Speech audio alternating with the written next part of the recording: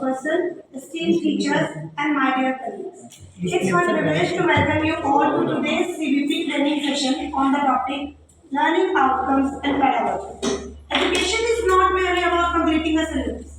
It is about shaping young minds, nurturing curiosity, and creating meaningful learning experiences. Today's session will guide us towards understanding how effective pedagogies and clear learning outcomes can transform our classrooms into spaces of active and joyful learning. We feel honored to have with us our respected resource person, Mr. Nishan Bansal from Hare Krishna International School, Samarkand, whose valuable experience and insights will surely inspire and enrich us all. Sir, we warmly welcome you and thank you for sparing your precious time to guide us. Now, before we officially begin the session, I would like to invite our respected principal ma'am, our honorable resource person, and the coordinators for the auspicious lamp lighting ceremony. The lighting of the lamp symbolizes the victory of knowledge over ignorance, hope over darkness, and wisdom over uncertainty. May this sacred flame inspire us to learn, grow, and enlighten the lives of our students with the power of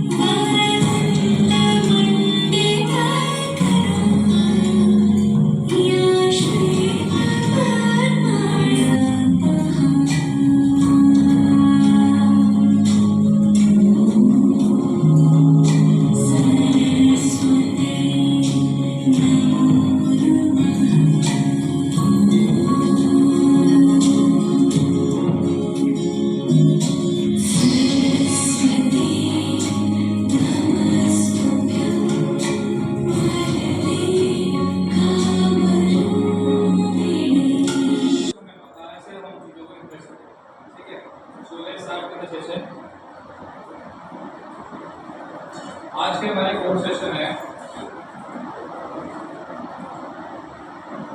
first session रहेगा introduction का, second session रहेगा framing learning outcomes based on Bloom's taxonomy, third session रहेगा pedagogical approaches to achieve intended learning outcomes, and last evaluation learning outcomes.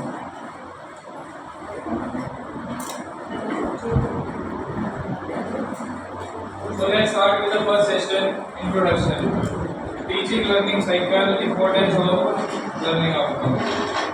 आप सभी अपने अपने table पे बैठे हैं। हर टेबल को क्या करना है, एक A4 स्लाइड शीट लें और क्या क्या चैलेंजेस को फेस करते हैं, दो चैलेंज एक टीचर को अपने नाम के साथ, अपने सब्जेक्ट के साथ, डेजिग्नेशन के साथ हर एक टीचर को लिखना है। Your name, your designation and two challenges that you face with regard to student learning. Let's start with this side.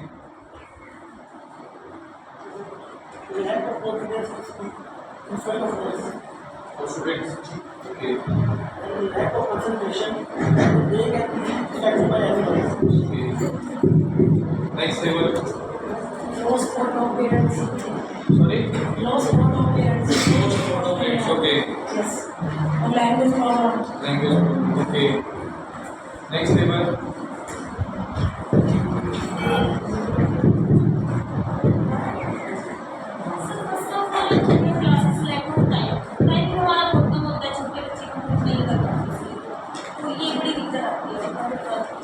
Time in the sense कैसे कहना चाह रहे हैं? स्लॉट सिस्टम है, जैसे सेकंड क्लास में और फर्स्ट से आई है तो वो कंप्लीट कर ही नहीं पाती, एक सब्जेक्ट का रहता है तो नेक्स्ट का रह जाता है, क्योंकि बहुत ज़्यादा प्रॉब्लम ओके है। Next level How to pay attention to each and every big student? Please pass on the mic Based on their individual goals. How to pay attention to each and every big student according to their individual differences. Okay next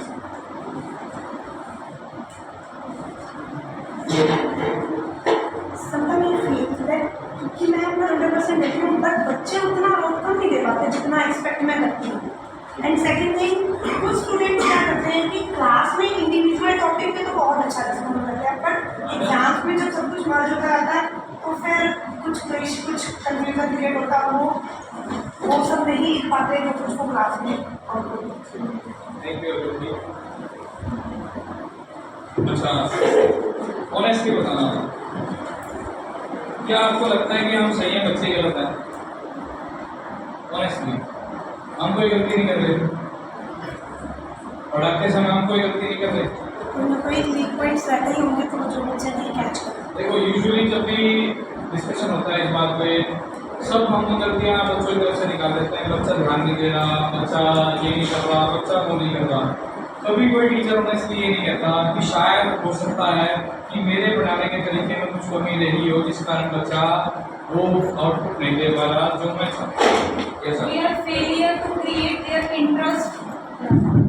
That is the duty of that. देखिए सबसे बड़ी जो problem face कर रहे हैं बच्चे, वो problem इसलिए फेस कर रहे हैं क्योंकि हम जो हैं पूरी क्लास को हमें संभालना चाहते हैं। हमें लगता है कि ये क्लास मेरी है और मैं ही यहाँ का सर्वे सर्वा हूँ। नाउ द टाइम है चेंज। आप अपनी क्लास के लिए सिर्फ एक फैसिलिटेटर हैं। अगर आपको लगता है कि आप 35 मिनट की क्लास में 30 मिनट लेक्चर देंगे या 35 मिनट लेक्चर देंगे और जरूर सिखा रहे हैं, then my dear all you are all are wrong. You just require 10 minutes. Let the 25 minutes be explored by the students.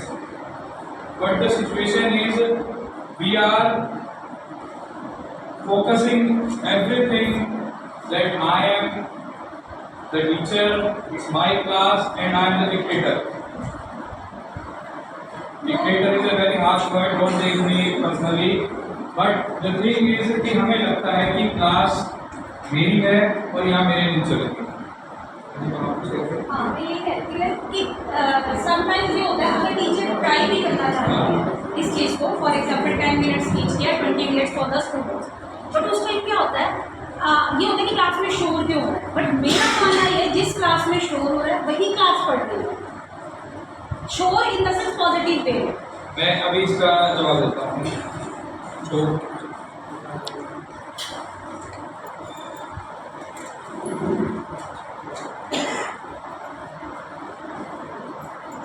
एक सिंपल सी बात से बताता हूँ मैं। सबसे इम्पोर्टेंट होता है जब भी हम इस चैप्टर को शुरू करते हैं ना, तो सबसे इम्पोर्टेंट होता है हम उस चैप्टर का इंट्रोडक्शन कैसे दे रहे हैं। अगर आपका इंट्रोडक्शन ऐसा होगा कि बच्चे को आप एंगेज कर रहे हो तो आपकी क्लास में बच्चा सुनेगा। लेकिन अगर आपका इंट्रोडक्शन ही सिर्फ ऐसा है, चलो बेटा take out your books, like मैं मैथ्स की बात कर रहा हूँ, take out your books, open the exercise 5.1, let's start this question. So you are not teaching, you are just fulfilling the needs of completing the notebooks. Simple सा example देता हूँ। हमारे मैथमेटिक्स में क्लास 10 में एक चैप्टर आता है AB, arithmetic progression, ठीक है, बहुत इजी सा चैप्टर है, ठीक है।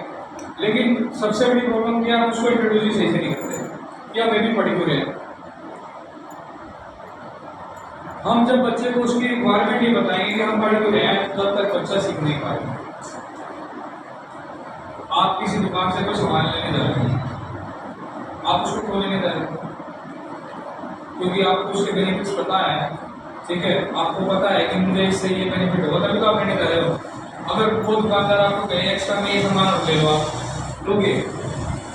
अगर आपको उसका बेनिफिट ना पता हो, आप लोगे क्या? आप अपने पैसे क्यों खर्च करोगे?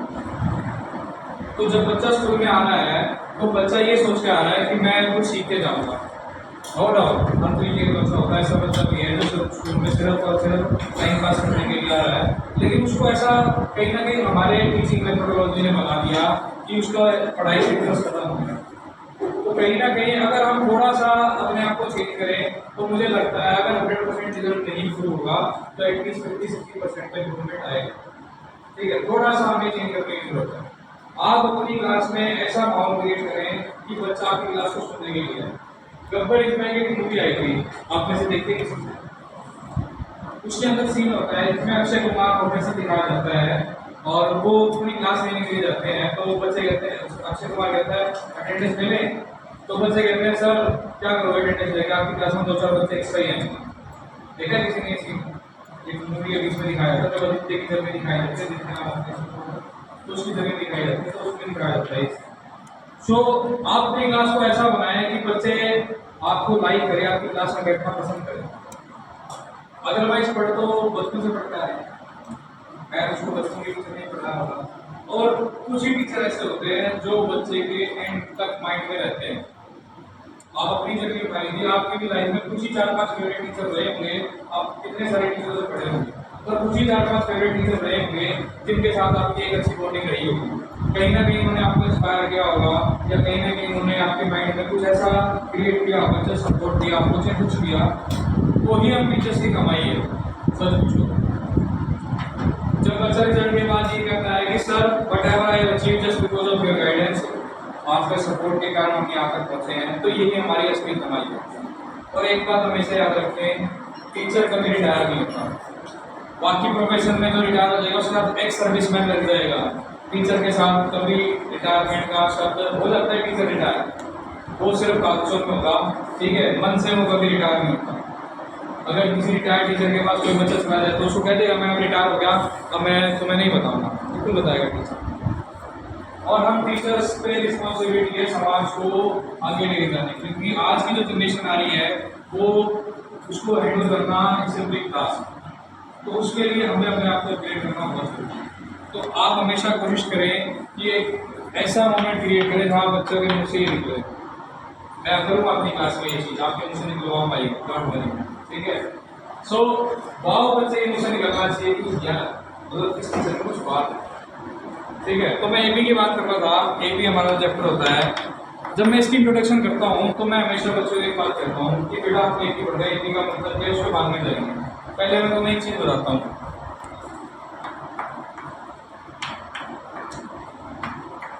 क्या दिखाई दे रहा है?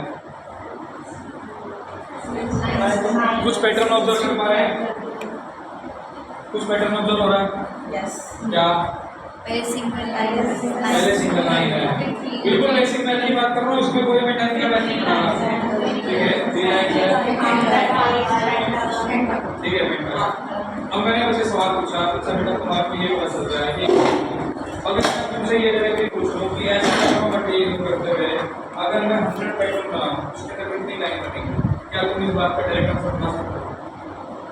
बच्चे को सोचने में बच्चे जो होगा मैं नहीं बता सकता। अब बच्चे को उसकी इंपॉर्टेंस रियलाइज हुई कि भाई मैं इसको डायरेक्टली नहीं बता सकता, तो मुझे कुछ जानना होगा जिससे मैं इसको डायरेक्टली बता सकूँ। ठीक है, तो मैंने उसको एपी कंसेप्ट इंट्रोड्यूस किया कि एपी होता क्या है कि मैं जब आगे बढ़ रहा हूँ तो आगे बढ़ते हुए अगर सेम नंबर में आगे बढ़ रहा हूँ, सेम स्टेप्स में आगे ले रहा हूँ, तो that is an AP. Before that इससे पहले सीक्वेंस में बतानी पड़ेगी। बहुत सारे टीचर सीक्वेंस नहीं करते, सीधे एपी में जब कर जाते हैं, वो भी इसके हैं। मैथ का लेक्चर हो जाएगा, ज़्यादा मैं ब्रीफ में कर रहा हूँ। तो बेसिकली मैंने उसको उसकी नेसेसिटी बताई कि मैं ये चैप्टर क्यों पढ़ाने जा रहा हूँ। जब वो उसकी नेसेसिटी समझेगा तो उसका ध्यान ऑटोमेटिकली जाएगा कि मैं आज कुछ नया सीखने वाला हूँ जो चीज़ मुझे आज तक नहीं पता है। सो इस तरीके से आप जब नेसेसिटी क्रिएट करेंगे तभी बच्चा आपकी क्लास में इंटरेस्ट लेगा। और आप सीधा जाके शुरू से बेटा आज मैं एक पढ़ने वाला हूँ, एक का मतलब थोड़ा वाला है और इसके ये फॉर्मूला होता है कि ए प्लस एम माइनस 1 डी ये फॉर्मूला होता है। ए को हम कस्टम बोलते हैं, डी को हम कॉम्पिटिटर्स बोलते हैं और एम को हम नंबर बोलते हैं और हो गया काम।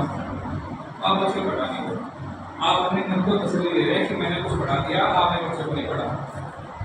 और यही रीज़न रहता है कि कहीं ना कहीं बच्चा अपने आप सेटिस्फाइड होता है और बच्चे का जो स्कोर है वो कहीं ना कहीं डाउन। आज के टाइम में सबसे ज़्यादा ज़रूरत है स्किल्स की। ठीक है, चाहे वो टीचर हो चाहे वो स्टूडेंट हो, ठीक है। नहीं तो आने वाले टाइम में आपको एक डार्विन थ्योरी आएगी सर्वाइवल ऑफ द फिटेस्ट, आप में से कोई साइंस के टीचर होंगे तो जो भी survival of the fittest Charles Darwin. So वो डार्विन थ्योरी यही कहती थी कि जो अकॉर्डिंग टू एनवायरनमेंट अपने आप को अडेप्ट कर लेगा वो बच जाएगा, जो नहीं कर पाएगा वो भीड़ से बाहर हो जाएगा। तो अगर आप अपने आप को अपग्रेड नहीं करेंगे, सीबीएसई हर साल इतने इम्प्रूवमेंट करती जा रही है, अब आने वाले टाइम में किताब ऐसी आएंगी जहाँ पे क्वेश्चन ही नहीं होंगे। अभी क्या करते हैं टीचर्स, चलो जी राजेश सर खड़े हो, फर्स्ट पैराग्राफ पढ़ो, ठीक है, चलो जी विक्रांत सर सेकंड पैराग्राफ पढ़ो, उसकी देर बताती है, ठीक है, बैक एक्सरसाइज क्वेश्चन बोर्ड लिख दिए, उसके आंसर लिख दिए, चलो जी नोट कर लो, ठीक है। आने वाले टाइम में सब खत्म हो जाएगा, धीरे धीरे ये कर दिया है, आने वाले टाइम में तो बिल्कुल ही खत्म हो जाएगा, ठीक है। तो वही टीचर सर्वाइव कर पाएगा। अब नहीं कुछ सारी मैथ्स की बुक की बात करूँ, 9th क्लास की बुक, बहुत सारे टीचर चैलेंज फेस कर रहे हैं, क्योंकि सबसे बड़ी बात क्या है, 9th के अभी के सोल्यूशन ही नहीं है। मैं मैथ्स के टीचर को कोई डिसरिस्पेक्ट नहीं करना चाह रहा, मैं एक जनरल सी बात करूँ, ठीक है। बहुत सारे टीचर हैं जो आंसर पे ही डिपेंडेंट है,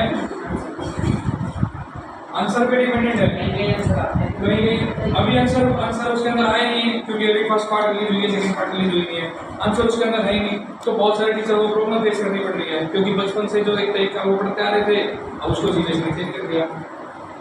अब मैथ एडवांस आ गया, साइंस एडवांस आ गया, तो धीरे धीरे सीरियसली चेंज करती जा रही है। और ऐसा नहीं है कि सिर्फ मैथ और साइंस में होना है, धीरे धीरे सब चीज में आ जाएगा। सारे क्वेश्चन अंडरस्टैंड करेगा वही बच्चा, ठीक है। सो सबसे ज्यादा जरूरी है हमें अपने आप को अपग्रेड करना, ठीक है।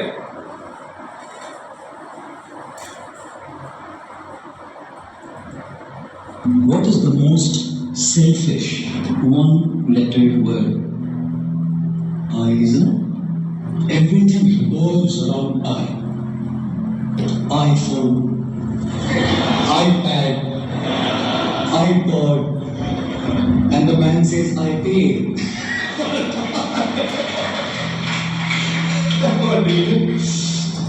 Everything revolves around the I.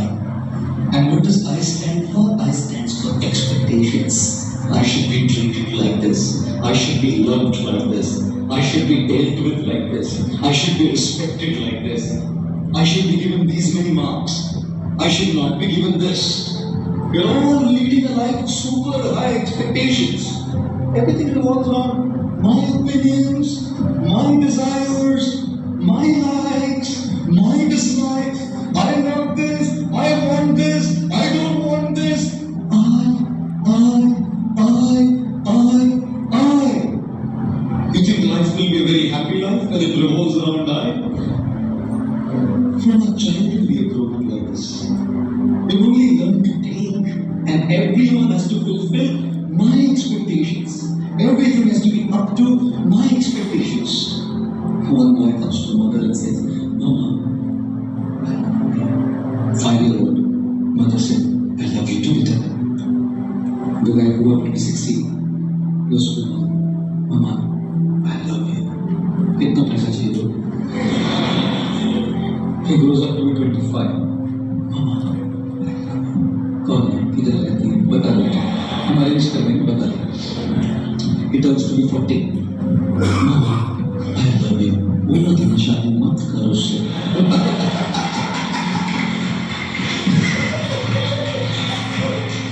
Turns 60. Mama, I love you. मैं किसी भी पेपर पे साइन नहीं करूँगी। माँ है ना जानती है। Mother knows. It's all about my expectations, how it goes. And marriage? You think only children, girlfriends, boyfriends, what's marriage? Such expectations of treatment, each other's expectations of God. And you think religion is fair? If youngsters are not spared, girlfriends and boyfriends are not spared, married people are not spared, you think religious men and religious people coming to a temple are spared from the eye? I don't think so. Because when people come to God, people come to a temple also, they're only asking, give me what I want. No one comes to say, I love you, I want to give you. When the President of the United States, John F. Kennedy, came up to stage for his first presidential speech, His voice rumbled into the public address system when he said, "Ask not what the country can do for you. Ask what you can do for the country." And so we are saying, ask not what God can do for you. Ask what you can do for God. But no one asks that because the eye is so big. My expectations, my desires, my things are so powerful that even when I come to a temple and ring a bell, all I'm doing is asking. The more we lead a life of our eye will always be frustrated. Because people don't exist in this world to just fulfill your expectations. Therefore, ladies and gentlemen, the most selfish one-lettered word is I, which stands for expectations, and therefore avoid this word. How do you avoid this word? Be realistic in your expectations. अपेक्षाएं करने में कोई problem नहीं है, but understand that not everyone will fulfill your expectation. And secondly, avoid this word I by trying to serve others. You know why? Because when you want to be served, you're dependent on people. They may not serve you. When you want to serve, who will stop you? When you want respect, people will not respect you. But when you want to give respect, who can stop you? When you want to be loved, you will not be loved. But when you want to give love, who can stop you? When you want charity, people may not give you in charity. But when you want to give charity, who can stop you? And therefore, learn to begin your journey from I to you. The more you want yourself, you will remain frustrated. The more you want to give, you will remain happy.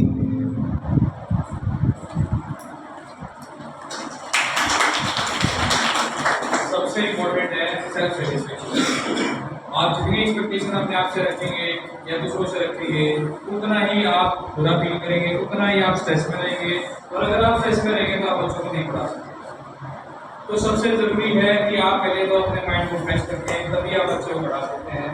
Generally हम private sector में job कर रहे हैं, ठीक है, अप्रैल मई का था, salary आई, expectation थी कि मेरे को इतना हाइक मिले, नहीं मिला, ठीक है, उसको इतना हाइक मिलेगा, मेरे को नहीं मिला, मैं इतना काम करता हूँ, इतनी काम करती हूँ, एक्सेट्रा, क्यों इतना बढ़?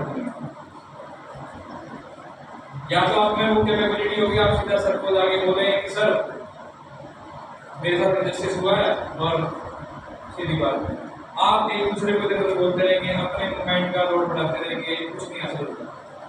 आप ये सोचें कि मैंने मेरे बच्चे जो है जिनको मैं पढ़ा रहा हूँ या पढ़ा रही हूँ, वो मेरे लिए वैल्यू रखते हैं। मैं उनको नो डाउट, देखो प्राइवेट जॉब में सबको सैलरी भी चाहिए होती है, तो कहने का मेरा माइंड यही है कि स्ट्रेस लेके आप बच्चे को नहीं पढ़ा सकते, ठीक है।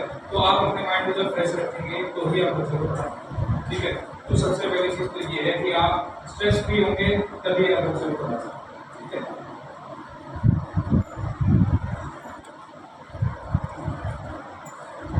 बताने आया हूँ कि आपके अंदर कैपेबिलिटी है कि आप उन चैलेंजेस को ओवरकम कर सकते हो। आपके अंदर कोई पोटेंशियल है, आपको अपने पोटेंशियल को पहचानने की जरूरत है। Each challenge is related to the learning objectives and need to be modified to learning outcome. यहाँ पे दो वर्ड्स का इस्तेमाल हो रहा है, लर्निंग ऑब्जेक्टिव और लर्निंग आउटकम, जो हमारे का पहला मोटिव है, पहला टॉपिक है। तो जो भी चैलेंजेस आप फेस कर रहे हैं उनको आपको ही टैकल करना है, आपको ही सॉल्व करना है, और आप कैपेबल हो उनको करने के लिए। बस मैं तो आपको सिर्फ थोड़ा सा रास्ता बताया है। तो सबसे पहले बात करें अगर हम टीचिंग लर्निंग साइड करती है, तो सबसे पहले हमारा जो काम होता है वो होता है लेसन प्लान। तो सबसे पहले हम लेसन प्लान करते हैं, क्योंकि failing to plan is planning to fail. Failing to आप लिख सकते हैं, failing to plan is planning to fail. अगर आप क्या पढ़ाने वाले हैं, क्या करने वाले हैं, आपको पता ही नहीं है, आप क्लास में जाके शुरू हो जाएंगे तो कोई भी आपकी क्लास इंटरेस्टिंग नहीं होगी, फ्रूटफुल नहीं होगी, ठीक है। आप नई क्लास में आपको ये नहीं पता आपने पढ़ाना क्या है, कितने टाइम तक पढ़ाना है, तो सबसे पहले उसके लिए लेसन प्लान की रिक्वायरमेंट है। आपने लेसन प्लान कर लिया, उसके बाद आपका काम क्या है, 35 मिनट तक बोलते रहो, 40 मिनट तक बोलते रहो। फैसिलिटेटिंग लर्निंग आपने लेक्चर 10 मिनट का देना है, उसके बाद आपने बच्चों से काम करवाना है, जितना काम आप बच्चे से करवाएंगे उतना ही बच्चा सीखेगा। खासतौर पर मैथ की बात करूँ, जनरली टीचर्स का ये रहता है कि बच्चे घर से होमवर्क करके नहीं लाते। आप उनको होमवर्क देते क्यों?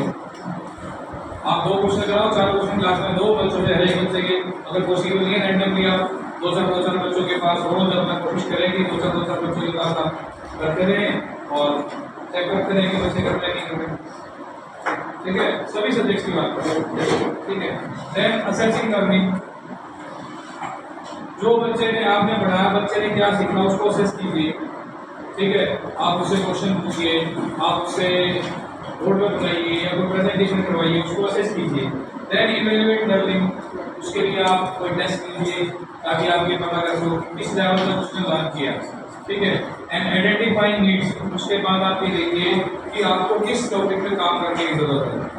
यूजुअली क्या होता है, जब हम पेपर चेक करते हैं हमारा सिर्फ फोकस इस बात करता है पेपर चेक किया, चलो ये नंबर आगे खत्म करना। ठीक है, मैं हमेशा एक बात बोलता हूँ, जब आप खासतौर पर मैथ के टीचर से मैं बात करता हूँ, ये सबके लिए, जब आप पेपर चेक कर रहे हैं, मैथ के टीचर्स भी हैं, सब भी हैं, आप बच्चे को ब्रीफ उस क्वेश्चन में नोट डाल दें कि आपने इस क्वेश्चन में ये चीज नहीं करी। ठीक है, ताकि उस बच्चे को एटलीस्ट ये तो पता चले कि बच्चा गलत कहाँ था। ठीक है, यूजुअली हम क्या करेंगे, क्रॉस कर देंगे, नंबर 0 डाल दिया, उस बच्चे को पता ही नहीं चला कि उसने गलती क्या करी। एटलीस्ट उसकी मिस्टेक्स को हाईलाइट करिए, तभी वो बच्चा इंप्रूव करेगा। उसको ये नहीं पता कि वो गलती किस बात पर कर रहा है, आपने उसके नंबर काट दिए, उसको गलती बताइए, थोड़ा सा टाइम ज़्यादा लगेगा। ठीक है, लेकिन हो जाएगा। अच्छा, मुझे एक बात बताइए, मैं एक सिंगल सी बात करूँ। सपोज करो कल हमारी यूटी खत्म हुई, मनप्रीत मैडम आप आपको सुबह आज कहते कि कल वर्मा सर ने बोला कल पीटीएम रखनी है और कल ही पीटीएम होगी। एक बार हो गए, मनप्रीत मैम देख लो, कुछ बात कर लो उनसे। मनप्रीत मैम कहेगी नहीं, सर ने बोल दिया सर के बाद फाइनल। ठीक है, आप क्या करोगे? एक दूसरे को बोलते रहोगे, अपने काम पे लगोगे, काम पे लगेगा। ठीक है, स्ट्रेस लोगे, कल पीटीएम में क्या करेंगे। लेकिन क्या अगर ये रियल सिचुएशन होगी आप नहीं करोगे? होगा, करना आप नहीं है। ठीक है, और आप कैपेबल हो करने के। ठीक है, बस क्या हुआ, एक संगत फोर्स लगी कि आपसे वो काम करवाना है और हमने वो काम किया। समझ रहे हो मेरी बात? ठीक है, सो बेसिकली अगर आप अपने मन में कोई भी चीज ठान ले कि हमें ये काम करना है तो वो काम होगा ही होगा। सिर्फ हमें अपने माइंड को स्ट्रॉन्ग बनाने की जरूरत है। आप बच्चों को बहुत बड़ी मोटिवेशन देते रहते हैं, तो हमें भी कभी कभी मोटिवेशन की जरूरत पड़ती है। There are 5 stages of teaching cycle: assessing, prior knowledge and skills. जब आप कोई टॉपिक स्टार्ट करेंगे तो सबसे पहले ये तो पता करें बच्चे को आता क्या है। जैसे अभी एक मैम ने बोला कि वो कितने क्लास से नेक्स्ट क्लास में आ रहा है, तो जनरली हम क्या करते हैं, मान लो सेकंड से थर्ड में गया, थर्ड का सिलेबस स्टार्ट कर देंगे। इसके लिए सीबीएसई ने ब्रीज कोर्स रखा हुआ है कि जो लर्निंग गैप आ रहा है उसको पूरा करने के लिए ब्रीज कोर्स नाम से एक कंसेप्ट आता है। ठीक है, तो पहले बच्चे की प्रायर नॉलेज चेक करें कि बच्चा कहाँ लैग कर रहा है, तो उस पर काम करें। ठीक है, then selecting appropriate teaching method and designing engaging activities. आप पढ़ा रहे हैं, सिर्फ पढ़ाई जा रहे हैं, कुछ नहीं होगा। ठीक है, आपको एक्टिविटी में बच्चों को इन्वॉल्व करना पड़ेगा। आपको मैं एक्टिविटी ना दूं, 2.5-3 घंटे 4 घंटे बोल के चला जाऊं, आप बोर होना शुरू हो जाओगे। ठीक है, तो उससे आउटपुट नहीं आएगा। आउटपुट तभी आएगा जब आप बच्चों को इन्वॉल्व करोगे। इसलिए स्टार्टिंग में आपको एक्टिविटी दी गई, धीरे धीरे चलेगी। Then delivering lesson using a variety of teaching methods. Teaching method ये जानना चाहिए, सिर्फ चौक बोर्ड उठा देगा, बस जो पीछे जा रहे हैं बोर्ड पे हो गया था। ठीक है, आपके TLM होने चाहिए कि आप तो क्लास में जा रहे हैं, बस आप कुछ लेके जा रहे हैं, क्लास में बच्चे देख रहे हैं कि हाँ आज से कुछ लेके आए, आज मैडम कुछ लेके आए, आज हम कुछ नया सीखेंगे। चौक जैसे तो आपको यूज करेंगे, कुछ नया हुआ, उसी सेम इंटेंसिटी से आप क्लासरूम में आए, चौक उठाया, निकला शुरू कर दिया। एक डेली करना है, एक दिन आप कुछ नया लेके जाओ क्लास के अंदर, बच्चों को सारा ध्यान देगा। एक बात है क्या रखना, बच्चे हर टीचर को ऑब्जर्व करते हैं। आप कुछ नया पहन के जाओगे, बच्चे कहेंगे वो आज तो मैडम नया शूज पहन के आई है, वो आज तो ये वाले सब नए शूज पहन के आए हैं। बच्चे आपको हर मिनट ऑब्जर्व करते हैं। ठीक है, आप कुछ क्लास में लेके जाओगे, सबका टेंशन इस बात में जाएगा कि सर ये मैडम आज कुछ लेके आए हैं, आज कुछ नया होगा। तो आप ये वाली चीज़ें ट्राई करें कि कुछ ना कुछ क्लास में लेके जाएं। ठीक है, जहाँ बच्चे को लगे कि हाँ आज कुछ नया सीखने वाले हैं। ठीक है, using various assessment methods, quiz रखें आप, प्रोजेक्ट दें बच्चों को, ऑब्जर्वेशन करो, जिससे प्रोवाइडिंग कंस्ट्रक्टिव फीडबैक सबसे ज़्यादा जरूरी है। जैसे मैंने अभी कहा, जो बच्चे का आपने असेस कर दिया, आपने उसको गलती नहीं बताई, उस असेसमेंट का कोई फायदा नहीं। असेसमेंट का फायदा तभी है जब बच्चे कुछ गलती का फैसला लेगी, वो गलती काम करे। Reviewing verbal feedback and assessment result and identifying areas for improvement. बच्चे को कहाँ हमें इंप्रूव कराना है, उसको हमें इंप्रूव करना है। लाइक आपने कोई टेस्ट बनाया, टेस्ट में आप ये आइडेंटिफाई करो कि मोस्ट कॉमन मिस्टेक्स कहाँ हो रही है, किस टॉपिक में मैक्सिमम बच्चों ने मार्क्स कटवाए हैं, ताकि आपको पता चले कि इन बच्चों का ये वाला टॉपिक वीक है, तो आपको उसको सुधार करने की जरूरत है। ठीक है, ये वो सेम चीज है, इसको सेक्शन में बता दिया है। तो अभी हमने दो वर्ड देखे थे, लर्निंग ऑब्जेक्टिव और लर्निंग आउटकम। लर्निंग आउटकम होता क्या है? Learning outcomes are the statement that are describe what student should know to be able to do और value after taking a course और program. They can be written for lesson, course, program और degree. देखिए पहले क्या जमाने में क्या होता था, जब हमारा एजुकेशन स्टार्ट हुआ तो पहले एक वर्ड आता था लर्निंग ऑब्जेक्टिव। बच्चा क्या करेगा वो जरूरी है।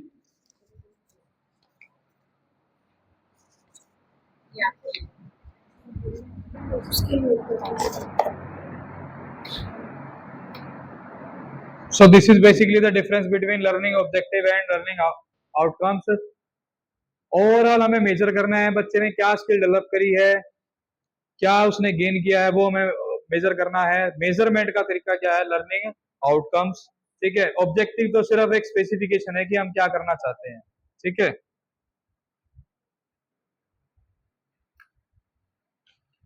लर्निंग आउटकम्स के इंपॉर्टेंस क्या है, क्यों लर्निंग आउटकम जरूरी है? Provides clarity and focus. आपको क्लैरिटी रहेगी कि आप क्या अचीव करना चाहते हैं, आपका फोकस उसी चीज पे रहेगा कि मुझे ये बच्चों को यहाँ तक सिखाना है, कि उसको इतना आना चाहिए। Then helps to assess learning, बच्चे ने कितना सीखा उसको असेस कर पाएंगे हम। Enhance student learning, facilitates curriculum development, उसी के अकॉर्डिंग हम अपना करिकुलम डेवलप कर सकते हैं। हेल्प टू मेजर प्रोग्रेस, कितना बच्चे ने सीखा उसको हम मेजर कर सकते हैं। नाउ इसकी नीड क्यों पड़ी? Need of learning outcome. According to the National Education Policy 1986 revised in 1992, which emphasized that the minimum learning level of learning should be achieved and children's learning should be assessed to keep a record of their progress. जब 1996 में education policy आई, उसको revise किया गया 1992 में, तो ये feel किया गया कि बच्चे को मिनिमम लेवल ऑफ लर्निंग तो आना चाहिए। एक minimum level of learning decide किया गया। जैसे हमारा सर्व शिक्षा अभियान आया था, सर्व शिक्षा अभियान का मोटिव ये था कि हर बच्चा स्कूल जाना चाहिए। ठीक है, तो इसी तरह गवर्नमेंट ने डिसाइड किया कि बच्चे को कम से कम इतना तो आना चाहिए कि वो कम से कम पढ़ सके, कम से कम एक minimum level competition plus minus ये चीजें आनी चाहिए। सो उसके बाद आया RTE act, right to education 2009 में, जो एम्फेसाइज करता था, जो हमारा सीसी पैटर्न था, कंटिन्यूअस एंड कॉम्प्रिहेंसिव इवैल्यूएशन। आप में से कितने टीचर्स हैं जिन्होंने सीसी पैटर्न में काम किया हुआ है? दीपक सर तो बहुत एक्सपीरियंस है। तो सीसी पैटर्न में क्या था? कंटिन्यूअस बच्चे का बार बार आप असेसमेंट कर रहे थे। ठीक है, उसके रिकॉर्ड अकॉर्डिंग आप पूरा रिकॉर्ड मेंटेन करते थे। ठीक है, ये नहीं कि आपने पढ़ा दिया और साल के एंड में जाके आप उसके एग्जाम लोगे, तब तक उसने क्या सीखा क्या नहीं सीखा। पूरे साल उसकी कंटिन्यूअस इवैल्यूएशन चलती रहेगी।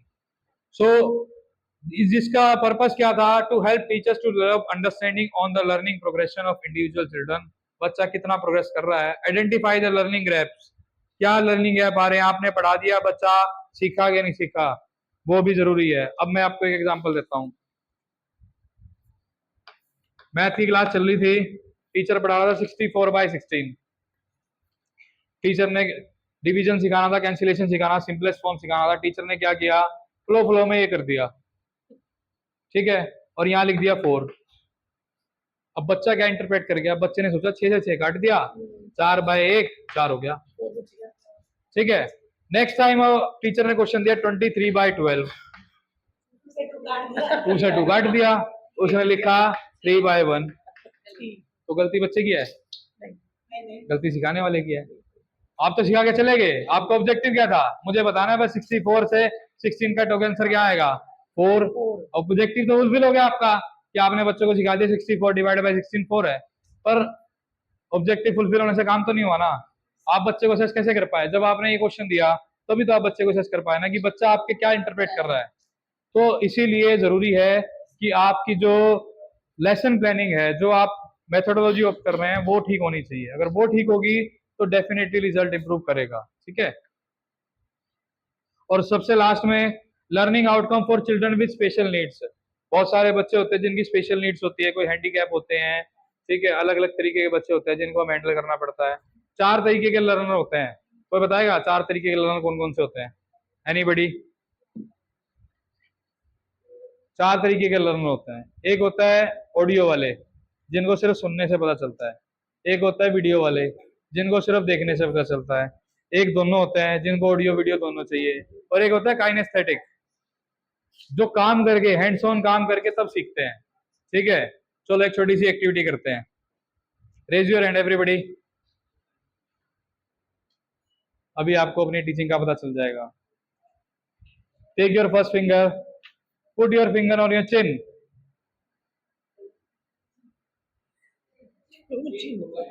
आई सेड चिन। चिन बोला है मैंने, चिन।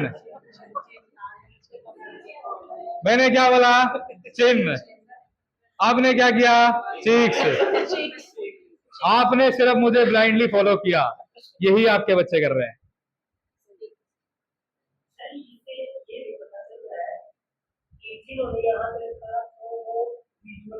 हाँ हाँ हाँ हाँ हाँ हाँ हाँ, that is what I am trying to say. That is what I am trying to say कि हम यूजुअली सोच रहे हैं कि हमने पढ़ा दिया, हमारा काम हो गया। ठीक है, नहीं, बच्चे ने क्या सीखा? अभी आप, आई एम श्योर आप सब सीख गए होंगे। ठीक है।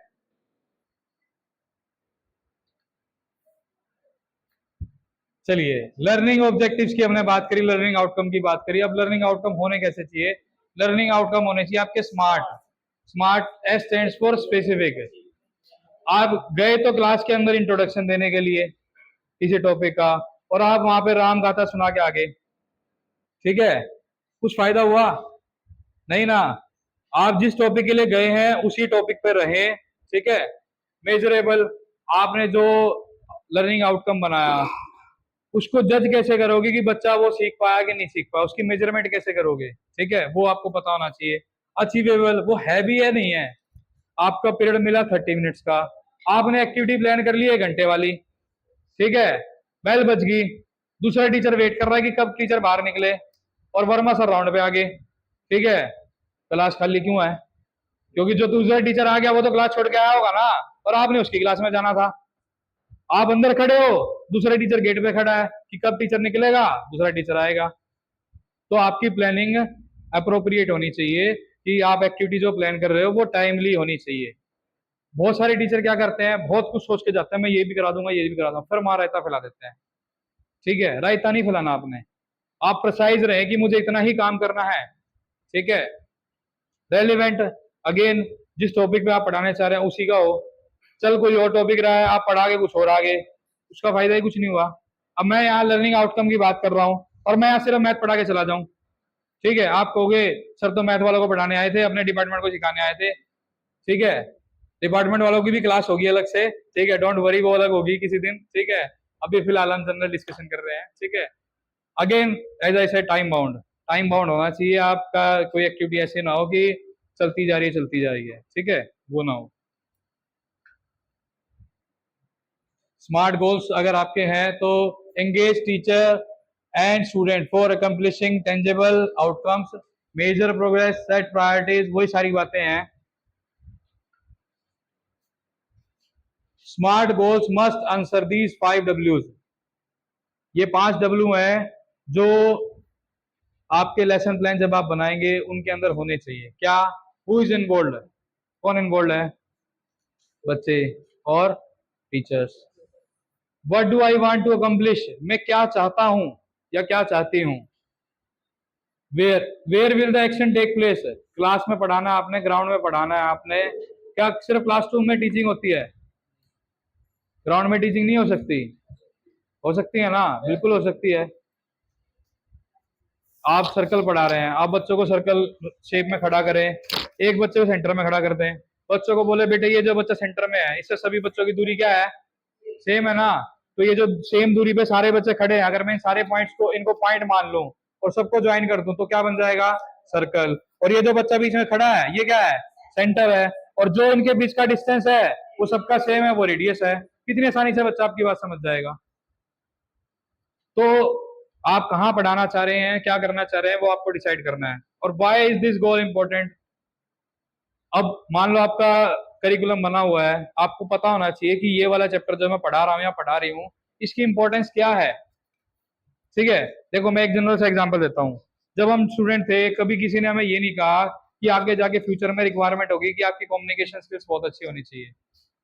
उस टाइम पे हमारे लिए इंग्लिश एक सब्जेक्ट था, ये था कि हमें इंग्लिश का पेपर देना है, मार्क्स लेने हैं, अचीव करने हैं। बट आज के टाइम की नेसेसिटी क्या है, अगर आप कहीं बार वर्कशॉप पे जाओगे, मैं भी जाता हूँ, ठीक है, आपकी कम्युनिकेशन स्किल अच्छी होनी चाहिए। अगर आपके पास कम्युनिकेशन स्किल अच्छी नहीं है, सामने वाले को लगेगा कि इस बंदे में दम नहीं है। ठीक है, don't take my word personally, again I am saying, ठीक है, लेकिन this is the need of the hour. आज के टाइम पे जरूरत है कि आपकी कम्युनिकेशन स्किल्स अच्छी होनी चाहिए। ठीक है, मैं ज्यादा फास्ट तो नहीं जा रहा, सही चल रहा है ना। तो कम्युनिकेशन स्किल्स आपकी अच्छी होनी चाहिए। ठीक है, पर अगर ये बात हमें बचपन में हम पढ़ रहे थे उस टाइम किसी ने बता दी होती कि आने वाला टाइम ऐसे आने वाला है कि आपको सर्वाइव ही तब कर पाओगे, इंग्लिश मीडियम स्कूल्स में अगर आपने पढ़ाना है आप सर्वाइव ही तब कर पाओगे जब आपकी कम्युनिकेशन स्किल अच्छी होंगी, तो आप उसी मेंटेलिटी से पढ़ते। ठीक है, तो क्या हम पढ़ा रहे हैं, क्यों पढ़ा रहे हैं, वो इंपॉर्टेंस बच्चों को रियलाइज होना बहुत जरूरी है। ठीक है, ये अगेन वही चीजें हैं। ठीक है, मैं थोड़ा सा जल्दी जल्दी चल रहा हूँ। Components of learning outcome. अब आप सभी अपने हैंडआउट्स खोल लें एक बार।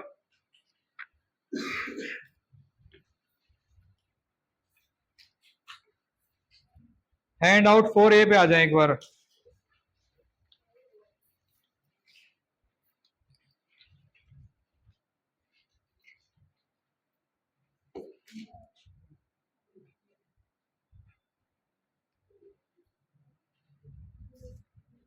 तो लर्निंग आउटकम जो है हमारे, तो उसके लिए स्ट्रक्चर जो है सबसे पहले क्या आता है, the statement of learning outcome can begin with student will be able to.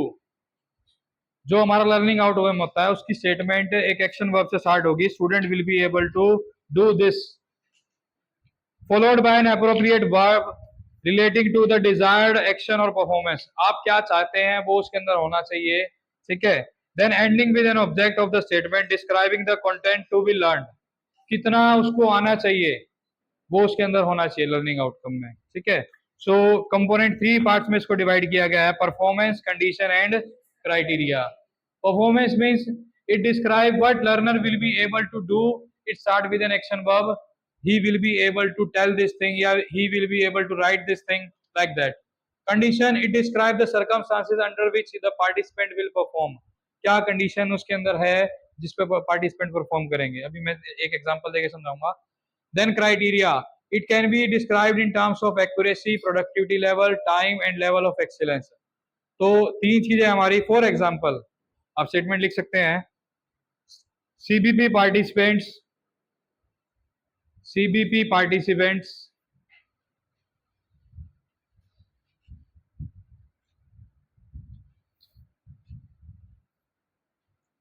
will be able to write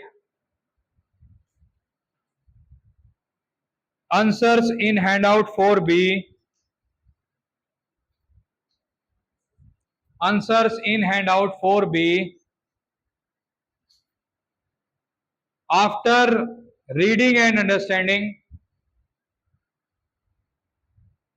after reading and understanding handout 4A, after reading and understanding handout 4A, using the verbs, using the verbs suggested in Bloom's taxonomy, suggested in Bloom's taxonomy.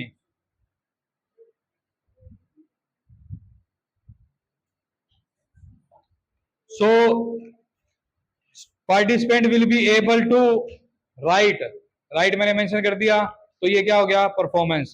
Right answers in hand out for a, right कर दिया कि मेरी expectation क्या है, मैं क्या चाहता हूं।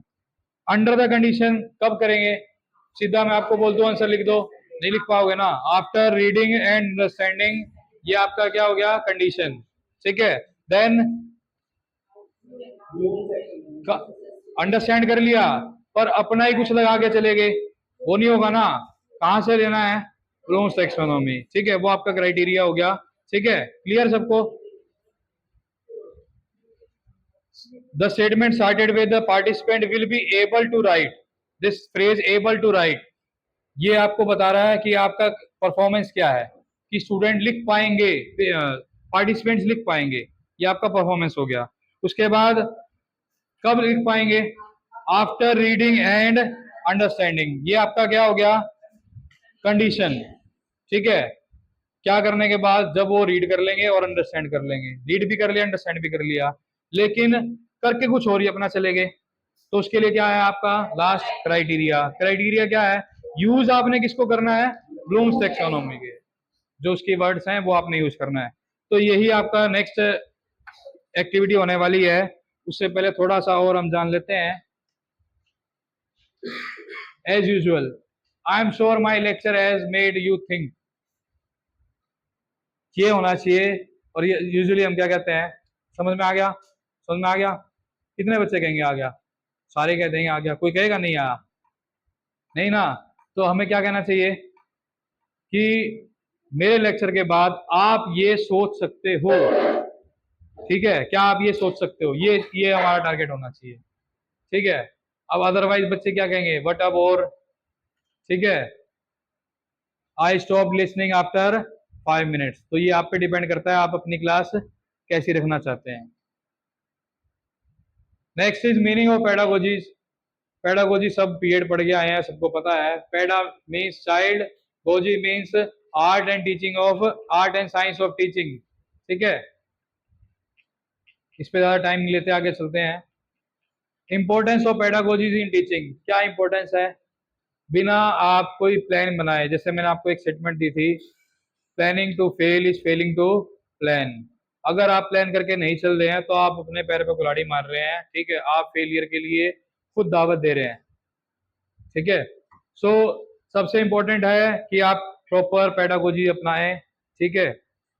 इम्प्रूव क्वालिटी ऑफ लर्निंग, अगर आपकी पेडागोजी अच्छी होगी, पढ़ाने का तरीका अच्छा होगा तो डेफिनेटली लर्निंग इंप्रूव होगी। Students more receptive during learning sessions, student आपके एक्टिव रहेंगे, आपको रिस्पॉन्ड करेंगे, ठीक है। इम्प्रूव स्टूडेंट पार्टिसिपेशन, इससे स्टूडेंट का पार्टिसिपेशन बढ़ेगा। Knowledge imparted effectively across a spectrum of learners, spectrum of learner means different kind of learners, variety of learners we have, so उनके अकॉर्डिंग हम अपना प्लानिंग करें। Development of higher cognitive skills in the students, thinking skills उनके अंदर develop करें। चलिए session 2 की बारी है। सेशन 2 में मैं आपको ब्रीफली ब्लूम्स टैक्सोनॉमी के बारे में बता रहा हूं, जो आप ऑलरेडी पढ़ चुके हैं, ठीक है। सिर्फ आपको मैं रिफ्रेश करवा रहा हूं चीजें। तो जो हमारे एक ब्लूम्स नाम के पर्सन हुए थे, उन्होंने एक क्राइटेरिया डिसाइड किया था। तो उनका क्राइटेरिया क्या था, बेंजामिन, ये आपका ग्रुप 3 लिखा हुआ है इसी हैंड आउट 4A के नेक्स्ट पेज पे। –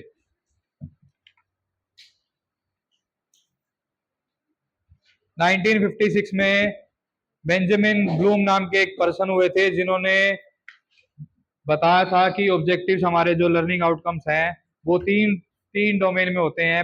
First is cognitive, second is affective, third is psychomotor, ठीक है। इनको आप सिंपल भाषा में समझ सकते हैं, जो चीज दिमाग से होगी वो होगी आपकी कॉग्निटिव, ठीक है। 3H पॉलिसी है ये, 3H से आप इसको याद कर सकते हैं, head, heart and hand. Head, heart and hand. जो आप दिमाग से करेंगे वो आपकी आएगी कॉग्निटिव डोमेन में, जो आप दिल से करेंगे, ठीक है, आपको किसी की हेल्प करनी है, ठीक है, वो आप दिल से करोगे, उसमें दिमाग का कम काम है और दिल का ज्यादा काम है, ठीक है। सो अफेक्टिव डोमेन में आएगा। और साइकोमोटर में आएगा जब आप अपने हैंड से करेंगे तो आपको साइकोमोटर में आएगा। तो इन्हीं सब चीजों के ऊपर ब्लूम्स ने 6 लेवल बनाए। तो 6 लेवल में नॉलेज आया, कॉम्प्रिहेंशन आया, एप्लीकेशन आया, एनालिसिस आया, सिंथेसिस आया, इवेल्युएशन आया। तो जो ब्लूम ने बनाया था उसका ऑर्डर ये था, knowledge, comprehension, then application, then analysis, then synthesis and then evaluation. तो फिर बाद में क्या हुआ, उन्हीं के एक स्टूडेंट आए लॉरेन एंडरसन, जिन्होंने क्या किया, इसको थोड़ा सा रीडिफाइन कर दिया, थोड़ा सा रीडिफाइन कर दिया। तो उन्होंने क्या कहा, नॉलेज की बजाय हम क्या यूज करेंगे, रिमेम्बरिंग। आपने कभी सीबीएसई का सिलेबस उठा के देखा है? कितने टीचर्स हैं जो 9 10 11 12 को पढ़ाते हैं? Raise your hand. तो जो 9 10 11 12 को पढ़ाते हैं, सीबीएसई का हर साल सिलेबस आता है, तो वहां आपको ये सारी टर्म दिखाई देंगी सिलेबस के अंदर। और सिलेबस में हर एक की परसेंटेज सीबीएसई ने डिस्क्राइब कर रखी है कि इतने परसेंट का आपका जो पेपर होगा वो रिमेम्बरिंग पार्ट से आएगा, इतने पार्ट आपका अंडरस्टैंडिंग से आएगा, इतने पार्ट आपका अप्लाइंग से आएगा। Everything CBSE has mentioned. ठीक है, इनफैक्ट हमारे मैथमेटिक्स में तो स्टैंडर्ड बेसिक होता है, तो उनका दोनों का अलग से बनाया गया है। ठीक है, सो सबसे पहले आपने बच्चे को पढ़ाया, वो कितना याद कर पा रहा है। पहले तो बेसिक, जैसे पहले हम देखते थे डेफिनेशंस, बेसिकली अगर मैं बात करूं तो that definition part is comes under remembering. ठीक है, अब वो डेफिनेशन पे सीबीएसई बहुत कम जा रही है। पहले होता था डायरेक्ट क्वेश्चन आ जाते थे कि डायरेक्ट डेफिनेशंस पूछ लेते थे। अब सीबीएसई कहती है डेफिनेशंस को याद करना is not a big task. ठीक है, उसको अप्लाई करना आना चाहिए। ठीक है, पहले साइंस का मोस्ट फेवरेट क्वेश्चन होता था डिफाइन ओम्स लॉ। जो टीचर साइंस को पढ़ाते हैं, साइंस के पेपर में मोस्ट फेवरेट क्वेश्चन होता है define, repeated question, define Ohm's law. ठीक है, आजकल वो नहीं आ रहा, क्योंकि सबको पता है ओम्स लॉ, सब जान चुके हैं। अब उसकी एप्लीकेशन पूछेंगे, ग्राफिकली पूछेंगे। इस साल ग्राफिकली आया हुआ था। ठीक है, so then understanding, making sense of what they have learned. अब उसकी सेंस तो डेवलप करें। जैसा अभी दीपक सर ने कहा, इसके ऊपर ग्राफ आया होता है इस बार कि वी और आई का ग्राफ बनाओ। बच्चों को सिंपल सा करना था, सेट एंड ग्राफ ऐसे जाना था 45 डिग्री पे, सिंपल सा काम करना था। तो that comes under understanding and then comes applying. Understand कर लिया कि इनके बीच में कैसा रिलेशन है, डायरेक्टली प्रोपोर्शनल है। अब उसको अप्लाई करना है ग्राफ पे। डायरेक्टली प्रोपोर्शनल में कैसा ग्राफ जाएगा, स्ट्रेट लाइन ग्राफ जाएगा ऐसे। ठीक है, एनालाइजिंग, अब उसके ऊपर इस चीज को और कहाँ यूज कर सकते हैं हम। ये तो हमने एक पार्ट पढ़ लिया, अब इसका और कैसे यूज किया जा सकता है। ठीक है, then evaluation, again different kind of questions उसके ऊपर आएंगे, ओम्स लॉ के ऊपर। ठीक है, देन क्रिएटिंग, अब बच्चे ने कर लिया, टेस्ट भी हो गया, अब उसको एक नया कुछ बनाना है, उससे नया क्या सीखना है, वो उसके अंदर जाएगा क्रिएटिंग में। तीनों डोमेन के बारे में मैंने आपको बताया है। तो तीनों डोमेन में बेसिकली सिंपल सी बात ये है, अगर हम दिमाग से मेंटल एक्टिविटी कर रहे हैं that comes under cognitive domain, और अगर हम वैल्यूज पे बात करें, कैरेक्टर पे बात करें, तो that comes under affective domain, और अगर हम फिजिकल एक्टिविटी कर रहे हैं that comes under psychomotor domain.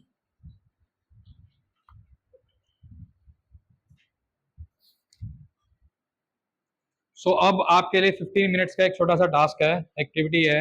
आपको जो ग्रुप नंबर 4 ऊपर लिखा हुआ है, ग्रुप नंबर 5 लिखा हुआ है, ये सारा कंटेंट ग्रुप नंबर 6, ये सारा कंटेंट आपको पढ़ना है। ब्लूम टैक्सोनॉमी से रिलेटेड है, सबने बीएड की है, सबने पढ़ा हुआ है, सारी चीजें इसके अंदर हैं। आप इसको 15 मिनट लगाएं, इसको पढ़ें। उसके बाद आपको हैंड आउट 4B के क्वेश्चंस हैं जो उनके आंसर लिखने हैं। जैसे फर्स्ट पार्ट है आपका लर्निंग आउटकम लिख दिया, identify the noun and their kind, आपने ये लर्निंग आउटकम बता दिया। अब ये लर्निंग आउटकम किस डोमेन में आ रहा है, ठीक है, वो चीजें आपने इसको पढ़ के, जो आपके ये 3 पेजेस है, इनको पढ़ के आपने फिल करनी है। You have 15 minutes.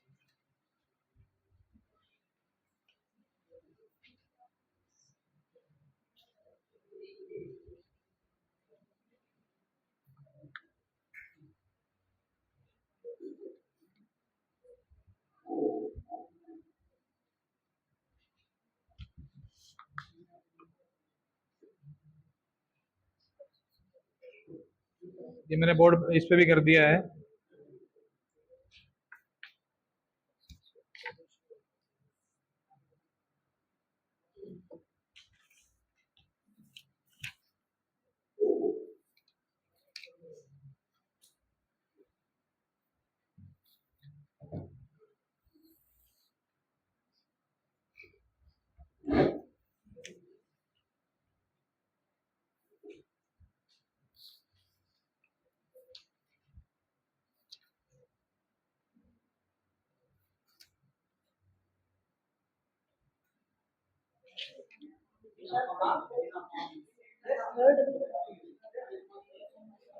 थर्ड में क्या है? Major the time period of a simple pendulum using a stop. हाँ, तो सिंपल पेंडुलम से टाइम पीरियड में हाँ क्या है?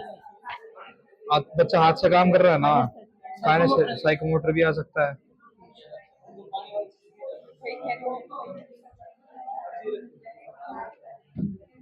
करें स्टार्ट। साइकोमोटर का क्या आएगा?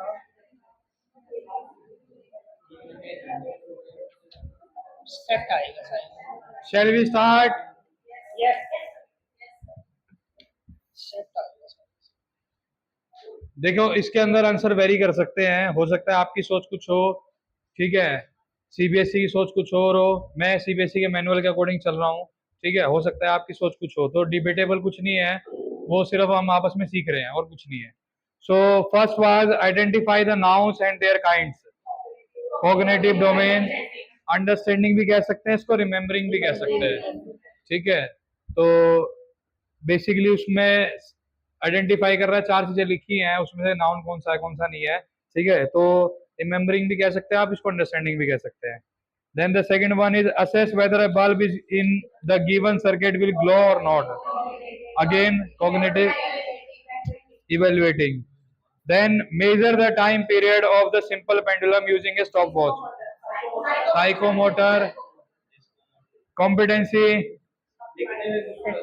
Apply, design a model to show the movement of earth, cognitive, psychomotor है, बच्चा हाथ से करेगा ना, डिजाइन करना है उसने, हाथ से करेगा। नहीं, डिजाइन का मतलब देखो, क्रिएट करना है पर डिजाइन हाथ से करेगा ना कुछ, यहाँ इसका मतलब हाथ से बना रहा है वो, तो साइकोमोटर में जाएगा। दोनों ले सकते हैं, दोनों ले सकते हैं, ठीक है। और cognitive competency creating, then list various part of speech, cognitive remembering. नहीं, list various part of speech इसमें सिर्फ रिमेम्बरिंग जाएगा, क्योंकि उसको सिर्फ याद करके लिखना है, रिमेम्बरिंग जाएगा। Distinguish between the place value and face value of given numbers, cognitive understanding, ठीक है। Then limit the intake of carbonated drinks after learning about their acidic nature, affective, ठीक है। इसमें दिल से आ दिमाग का खेल, दिमाग से आ दिल का खेल है, ठीक है। इंटरलाइजिंग values, then plan a strategy to deal with the situation, creating in the cognitive creating. Next, compare and contrast the characters of the drama, cognitive analyzing. Distinguish between line and line segment, cognitive and understanding. Calculate the value of one division of a given thermometer, applying. Prepare an acid base indicator, prepare करना है तो हाथ से करेगा, psychomotor आएगा, ठीक है। And organization according to CBSE organization, relate the common feature of democratic government and secular form of governance, cognitive and applying. Understanding भी हो सकता है, बिल्कुल हो सकता है। Propose a plan to stop using single use of plastic after learning of the know. तो सभी अपनी सीट से खड़े हो जाएं, लेट्स डू एन एक्टिविटी। और थोड़ा सा सर्कुलर शेप बना ले अपनी टेबल के अराउंड, सर्कुलर शेप, ऐसे भी चलेगा, आमने सामने भी हो, कोई इशू नहीं है। आमने इधर वाले सामने वाले आमने सामने आ जाए, है? नहीं नहीं, ठीक है, वो बस सामने वाले इधर आ जाके। अब करना क्या है वो सुने सभी, करना क्या है, हर टेबल पे जितने पर्सन है 5 है, आपके सबके हाथ में पेन है, तो 4 पेन, एक कम आपने अपनी टेबल पे रखना है, 4 पेन, जितने पर्सन टेबल पे हैं एक कम, एक कम।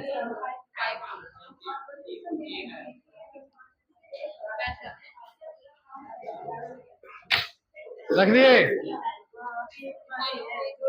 अब जब मैं इंस्ट्रक्शन को सुने प्लीज, जब मैं 5 बोलूंगा तब आपने पेन पिक करना है। आप में से जो पर्सन रह गया, जिसके हाथ में पेन नहीं आया वो आउट हो जाएगा, जिसके हाथ में पेन आ गया वो अच्छा जाएगा। जिससे लाइक है म्यूजिकल चेयर, ठीक है। बच्चों कहते हैं ना, तो आप मेरे से पूछिए, आप आपस में पूछ रहे सर क्या बोल रहे हैं, सर क्या बोल रहे हैं, that is not going to work, ठीक है। आप मेरे से पूछिए, सिंपल इंस्ट्रक्शन है, जितने टेबल पे पर्सन है एक पेन उससे कम होना चाहिए। जब मैं 5 बोलूंगा आपने पेन उठाने हैं, जो नहीं उठा पाया वो गेम से आउट, ठीक है।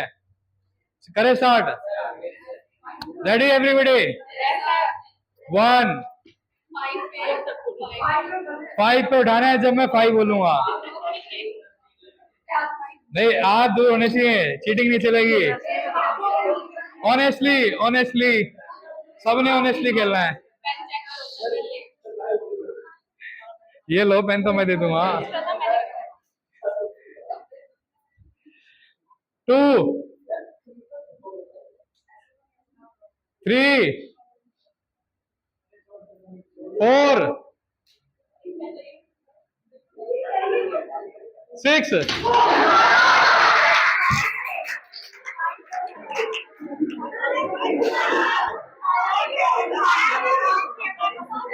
मैंने 5 को बोला, जिसने पेन उठाया सब आउट।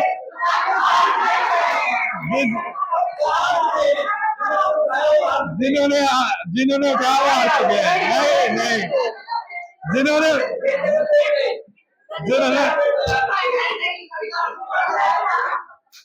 जिन्होंने पेन उठाया वो हार चुके हैं। चलिए दोबारा करते हैं। अगेन लिसन,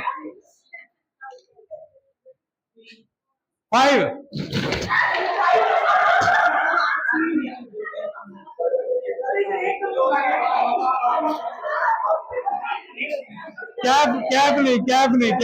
कैप नहीं।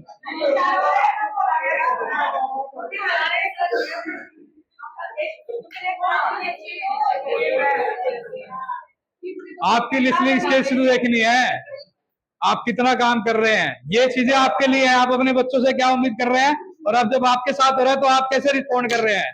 आप ये सोचो, जब आप सोचते हैं कि जो मैं पढ़ा के चला गया या चला आया वो बच्चा सारी कुछ सीख गया, अब आप पे खुद करने की बारी आ रही है। अच्छा, अगर मैं आपको आज होमवर्क देके चला जाऊं कि कल मैं आगे आपसे होमवर्क चेक करूंगा, आप कर पाओगे? आपको ये होगा कि यार क्या सर भी हमारे को होमवर्क देके चले गए, ठीक है। तो हम ये बच्चे से क्यों उम्मीद करते हैं? Don't take me wrong, but मैं अपना ऑब्जर्वेशन बता रहा हूँ। ये नहीं कि अब आप सोचो सब्जेक्ट वाइज आ जाए। एसएसटी के हमारे जनरली, मैं किसी सब्जेक्ट पे रैंडमली कमेंट नहीं कर रहा, मैं एक जनरल ऑब्जर्वेशन बता रहा हूँ। सेल्फ स्टडी लगी हुई है, ठीक है, फिर भी क्या है, बच्चों को क्वेश्चन सेल्फ स्टडी में से उस नोटबुक में कॉपी करना है। टीचर का मैं ग्रुप में मैसेज देखता हूँ, मैं एक जनरल ऑब्जर्वेशन बता रहा हूँ। बच्चों के पेरेंट्स जब मेरे पास आगे एक्सक्यूज देते हैं, सर वो सेल्फ स्टडी में से रात भर बैठ के उन्होंने कॉपी किए क्वेश्चन, क्या बेनिफिट हो रहा है? कुछ भी नहीं हो रहा। अच्छा, मैं मैथ की बात करूं कि मैथ कितना बच्चे ने प्रैक्टिस करा, कि जी उसको तो टाइम ही नहीं मिल रहा। साइंस वाले टीचर ने अपना बोला, बायो वाले टीचर कह रहे डायग्राम बना के लाने हैं, फिजिक्स वाले कह रहे सर्किट बना के लाने हैं, केमिस्ट्री वाले कह रहे केमिकल रिएक्शन लिखनी है, ठीक है। कंप्यूटर वालों का अलग ही स्वैग चल रहा है, ठीक है जी। हिंदी वाले को जीने नहीं दे रहे, हिंदी वाले ने 10-10 पत्र दे रखे हैं। इंग्लिश, हाँ, इंग्लिश वाले कह रहे जी आज ये करके लाने हैं, लॉन्ग क्वेश्चन करके लाने हैं, ये करके आना, बोला बच्चा जाएगा। और बात हमारे पे आ जाए, हमें होमवर्क मिल जाए तो हमें ये लगता है कि हमारे को होमवर्क क्यों देके जा रहे हैं। तो मेरी आप सबसे रिक्वेस्ट है, होमवर्क कम से कम दे, जितना हो सके अपनी क्लास में बच्चों को क्लास में ही पढ़ाएं, ठीक है। अभी हॉलीडेज होमवर्क है, सब चिपका देंगे, ये करके लाना है, वो करके लाना है। अरे बच्चों को जीने दो भाई, ठीक है, बच्चों को जीने दो। घर का कर कौन रहा है? पेरेंट्स कर रहे हैं, आप करवा रहे हो, आपको लग रहा है आप करवा रहे हो, कर नहीं रहे बच्चे, फायदा क्या हो रहा है, ठीक है। मम्मी पापा कर रहे हैं, फिर उनकी कंप्लेंट आ रही है कि जी मुझे करवाना था तो मैंने स्कूल में इतनी फीस दे दे क्यों भेजा। समझ रहे हैं बात को? सो आप अपने देखो, 9 to 12 हमारा सीबीएसई का प्रिसाइज करिकुलम है, हमें उसको फॉलो करना पड़ेगा अनडाउटेडली। बट जो बिलो दैट क्लासेज है, वहां आपके हाथ में कमान है। हमें तो अक्टूबर में सिलेबस पूरा करना, नवंबर में फर्स्ट यूटी आ जाए, फर्स्ट प्री बोर्ड आ जाएंगे। मैं वहां का एग्जामिनेशन इंचार्ज हूँ, पूरी प्लानिंग पूरे साल की हो चुकी है, मैडम के साथ डिस्कशन हो चुका है, ठीक है। तो पूरे साल का हमने बना लिया है कि कब हमने प्री बोर्ड लेने हैं, क्या है, तो हमें तो सिलेबस उससे पहले खत्म करना है। इस साल तो मैंने मैडम को बोल दिया कि हमारा टारगेट तो ये रहेगा कि हम हाफ ईयरली में ऑलमोस्ट 90% सिलेबस कवर करा दें। ठीक है, तो हमारे पे तो फाउंडेशन है, आपके पास कोई फाउंडेशन नहीं है। आप जितना आपको लगता है कि ये रेलेवेंट है उस पर काम कीजिए, एक्टिविटीज में बच्चों को ज्यादा एंगेज कीजिए। ठीक है, और प्रिंसिपल मैडम को इम्प्रेस करने के लिए नहीं कि हाँ मनप्रीत मैडम को दिखाएंगे हम, हमारी टीचर डायरी में होना चाहिए, मनप्रीत मैडम खुश होंगे। मनप्रीत मैडम खुश जब होंगे जब आपका किया हुआ काम आगे आएगा, रिजल्ट देगा, लर्निंग आउटकम निकलेगा। आपने सिर्फ अपनी टीचर डायरी में तो भर भर के लिख दिया हमने ये एक्टिविटी कराई, फला करवाया, ढिकड़ा करवाया, और ऑन ग्राउंड आपने कुछ करवाया ही नहीं। मैंने अपनी मैथ लैब में समालखा वाली ब्रांच में एक रजिस्टर रखा हुआ है। मैंने टीचर्स को बोला हुआ है जब आप मैथ लैब में कोई एक्टिविटी कराने जाएंगे मुझे विद रिकॉर्ड चाहिए कि आज आप मैथ लैब में गए और आपने ये काम करवाया, ये एक्टिविटी करवाई, मुझे चाहिए। लेकिन यू वॉन्ट बिलीव, एक साल तो वो फॉलो हुआ, ठीक है, फिर टीचर वो अपने उस पर ही आ गए। पिछले साल का लास्ट एंट्री अक्टूबर में हो रखी है, उसके बाद किसी टीचर ने एंट्री नहीं करी। इस साल की एंट्री मैं ही करके आया हूँ। अभी उनकी मीटिंग होनी है, अभी तो मैं इस वर्कशॉप के लिए तैयारी कर रहा था, अभी उनकी मीटिंग होनी है और पीटीएम थी हमारे यहाँ 31 की, तो अभी 30 की, तो उसके लिए मैं बिजी था। अब उनकी मीटिंग होनी है, उनसे पहला सवाल मेरा यही है कि आपने जो एक्टिविटी कराई मेरे पास कहाँ है रिकॉर्ड। ठीक है, सो बहुत सारी एक्टिविटीज हैं, गूगल है आपके पास, यूट्यूब पे दुनिया भर की चीजें आ जाती हैं। जो मैथ्स डिपार्टमेंट से जुड़े हुए हैं उनको पता है कि मैं उसमें जो जो मेरे पास मटेरियल आता रहता है, चाहे एक्टिविटी हो चाहे कुछ हो, मैं उसके अंदर डालता रहता हूँ। ठीक है, सो आप जो करा रहे हैं उसका आउटपुट भी आना चाहिए। ठीक है, तो इस एक्टिविटी का पर्पज यही था। ठीक है, कि ये नहीं कि बस हाँ फटाफट हम जीतने पे लगे हुए हैं, पहले सुने क्या हो रहा है। ठीक है, चलिए फिनिश करते हैं इस एक्टिविटी को। है जो जो नई जिनके हाथ में पेन है वो बैठ जाएं, जिनके हाथ में पेन नहीं है वो बैठ जाएं, और एक एक पेन कम कर लें, एक एक पेन कम कर ले अब according to number of person.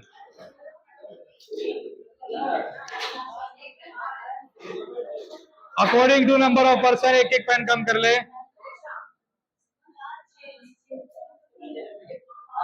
Ready,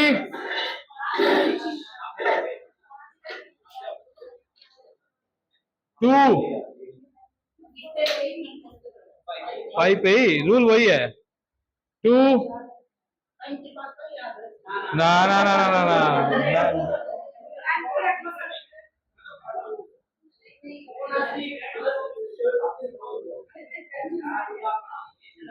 3 15 5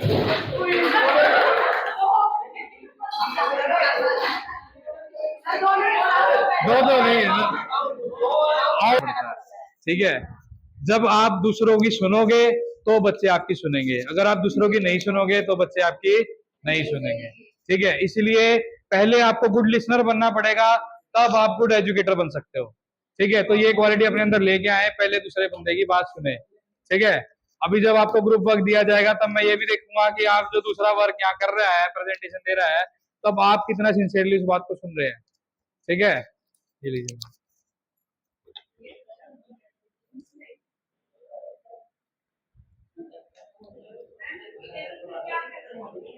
वो मैं इनकी टेबल पे ज्यादा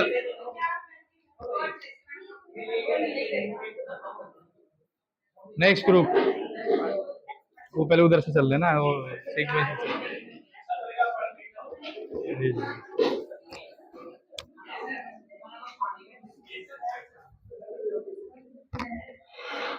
अब ये टेबल वाले आ जाए।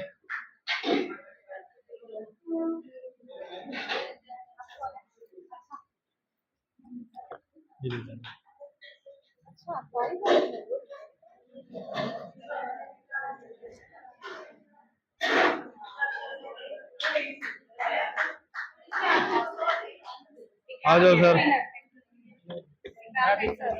हाँ जी सर।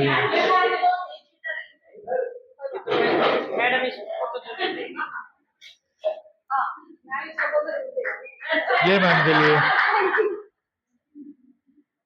चलिए आगे बढ़ते हैं।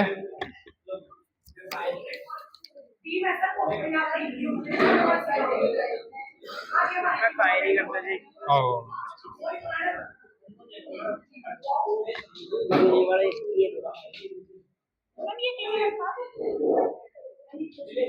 चलिए, अब मैं आपको एक छोटा सा, मैंने आपको प्रॉमिस किया था मैं एक वाव मोमेंट लेके आऊंगा अपने सेशन में, तो अब उसका टाइम आ चुका है। सबको बेसिक सा एक काम करना है और उसके बाद मैं आपको एक ऐसा जादू करके दिखाऊंगा कि यू वॉन्ट बिलीव कि ऐसा कैसे हुआ। ठीक है, पेन ले लीजिए अपने हाथ में, पेज ले लीजिए, पेन और पेज लिखना है आपने।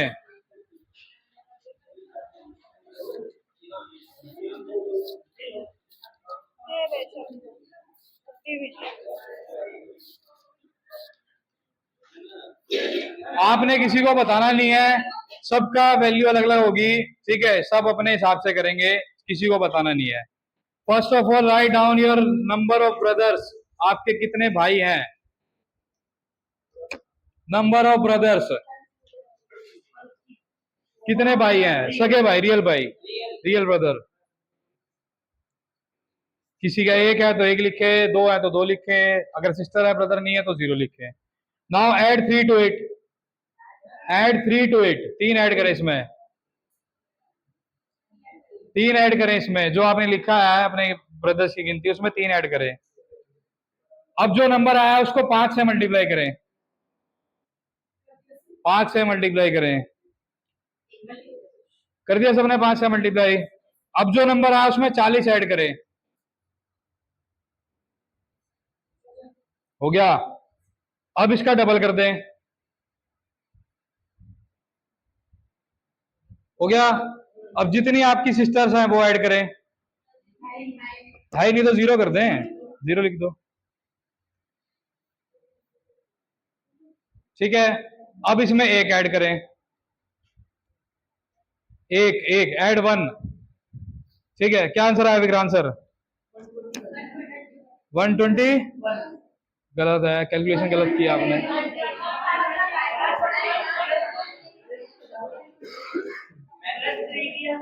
है, पहले +3 किया। हाँ हाँ हाँ हाँ, नहीं ऐड 20 था, सॉरी माई मिस्टेक, ऐड 20 था। 40 बोल दिया ना, माई मिस्टेक, उसको 20 कर ले। हैं, 40 बोला था ना, हाँ माई मिस्टेक, ऐड 20 करना है वहां, 40 नहीं करना। 20 लेस कर दो, 20 लेस कर दो। है नहीं, डबल भी करना था ना। दोबारा दोबारा दोबारा दोबारा करते हैं। Number of brothers +3, number of brothers +3, done, multiply 5, add 20, 40 बोल दिया मैंने by mistake, add 20, then double it, then add number of sisters, then add 1, 81, 1 by 1। Vikrant sir का आंसर था 81। तो विक्रांत सर का एक भाई है और एक भी सिस्टर नहीं है, ऐसे ही है ना, एक ब्रदर है 0 सिस्टर। हाँ, और बताएं, मनप्रीत मैडम से पूछते हैं। 82, आवाज नहीं आ, एक ब्रदर है एक सिस्टर है। 82, एक ब्रदर है एक सिस्टर है। 92, नहीं क्या,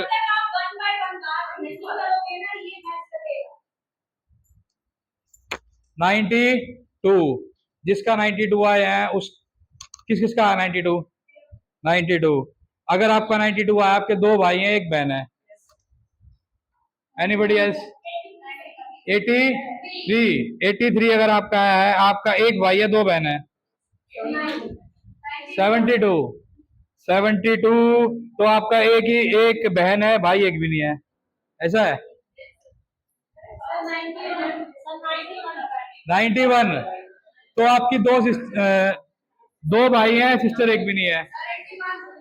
81 आपका 1 भाई है, सिस्टर नहीं है। 82 1 भाई है 1 बहन है। 91 2 भाई है, सिस्टर नहीं है। सबने अपना कैलकुलेशन किया? मैंने किसी के बारे में पूछा? मैंने क्या कहा था? मेरी क्लास में एक,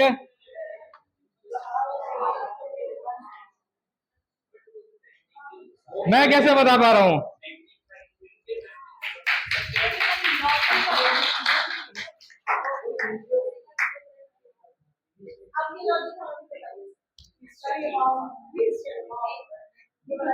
पहले तो सबसे पहले इसके पीछे का मोटिव समझे। अगर आप अपनी क्लास में कुछ ऐसा लेके जाएंगे तो अगर ना पढ़ने वाला बच्चा भी होगा ना, वो भी आपकी क्लास में इंटरेस्ट लेगा।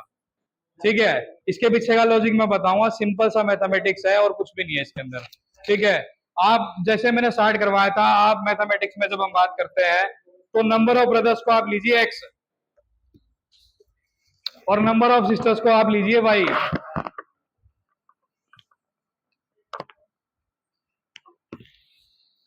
आपने नंबर ऑफ ब्रदर लिया एक्स, मेरी नेक्स्ट इंस्ट्रक्शन क्या थी? ऐड 3 to 3, मैंने इसमें 3 ऐड किया। इसके बाद मेरी नेक्स्ट इंस्ट्रक्शन क्या था? Put a bracket and then multiplied with 5। Next instruction क्या थी? ऐड 20। Now let's add 20। इसके बाद double, let's make a bigger bracket and double it. Then add number of sister, that was y, then plus 1। ठीक है, इसके बाद आपका answer आया। ठीक है, अब ध्यान से देखें कैलकुलेशन को। जब आपने इस 5 को x से मल्टीप्लाई किया, you got 5x plus 15 then plus 20। Now this will be 5x plus 35. If we double this, this will be 10x plus 70. Then y, then 1. So 10x plus y plus 71 equal to your answer. जब हम mathematics में 2 digit number पढ़ाते हैं तो हम बच्चे को सिखाते हैं कि हमारा जो 10th डिजिट है वो हमारा, मान लो 10th प्लेस से है x है, अगर वो तो 10 से मल्टीप्लाई होगा और जो यूनिट प्लेस है वो 1 से मल्टीप्लाई होगा।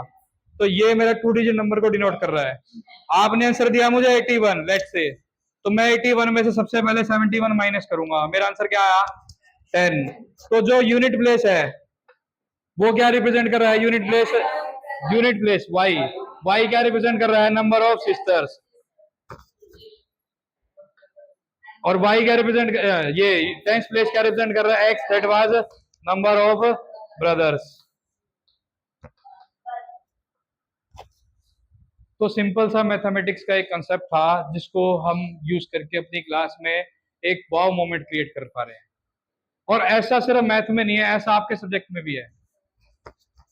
देखिए, अक्सर जब हमारी साहब में डिस्कशन होती है ना, मैं एक बहुत सिंपल सी बात कहता हूँ। हमारे में से बहुत सारे टीचर्स हैं जो करंट अफेयर्स की नॉलेज नहीं रखते। अगर आप करंट अफेयर्स की नॉलेज नहीं रखते तो आप दुनिया में बहुत पीछे हैं। सबसे पहला काम आप ये किया करो, इवन एक दिन वर्मा सर ने मीटिंग लेके कहा था, और मतलब मेरा नाम लेके कहा था कि 2-4 हैं जो करंट अफेयर्स के बारे में नॉलेज रखते हैं, जो न्यूज़पेपर वगैरह पढ़ते हैं। ठीक है, सो एक हैबिट बनाए कि न्यूज़पेपर पढ़े, या आजकल आप सोशल मीडिया यूज करते हैं तो कुछ चैनल्स, ये एबीपी न्यूज आज तक वाले नहीं जिसमें अंजना उमर शेख जैसी लेडी बैठी है जो कुछ ना कुछ बोल देती है।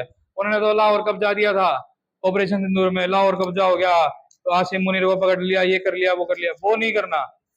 ऑथेंटिक इंफॉर्मेशन जहां से आपको मिल रही है, आप वो चैनल्स, वो चीज करें। ठीक है, और ऐसा नहीं कि रैंडमली कोई भी आदमी कुछ भी कह के जा रहा है आप उसको सच मान ले। ठीक है, तो आप अपनी इंफॉर्मेशन को अपग्रेड करते रहें, तभी आप सर्वाइव कर पाएंगे।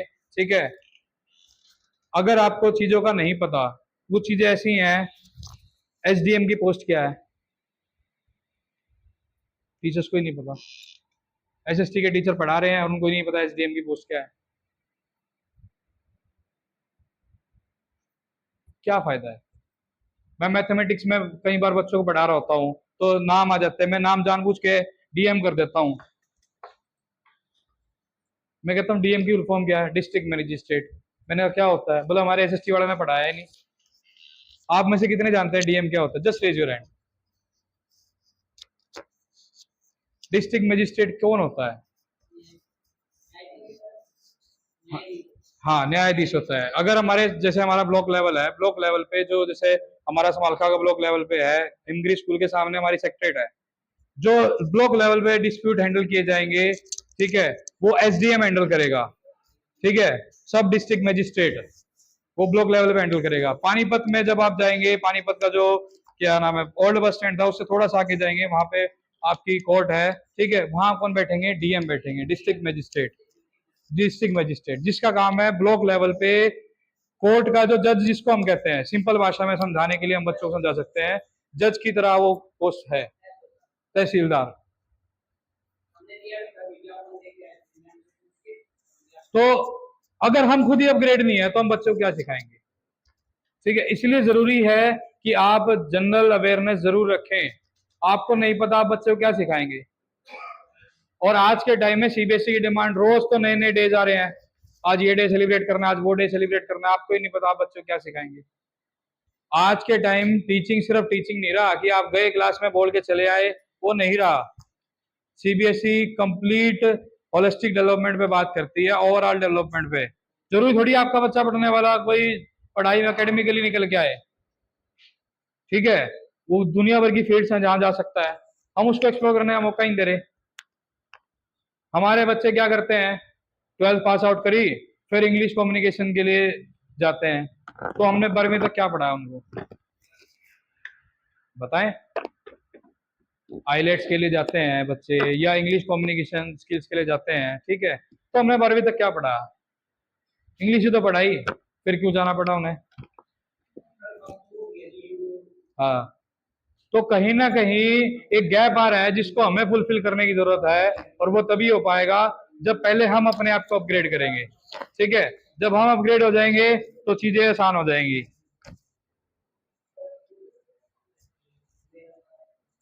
सो नेक्स्ट आता है 21st century skills, that is on handout 5A। 5A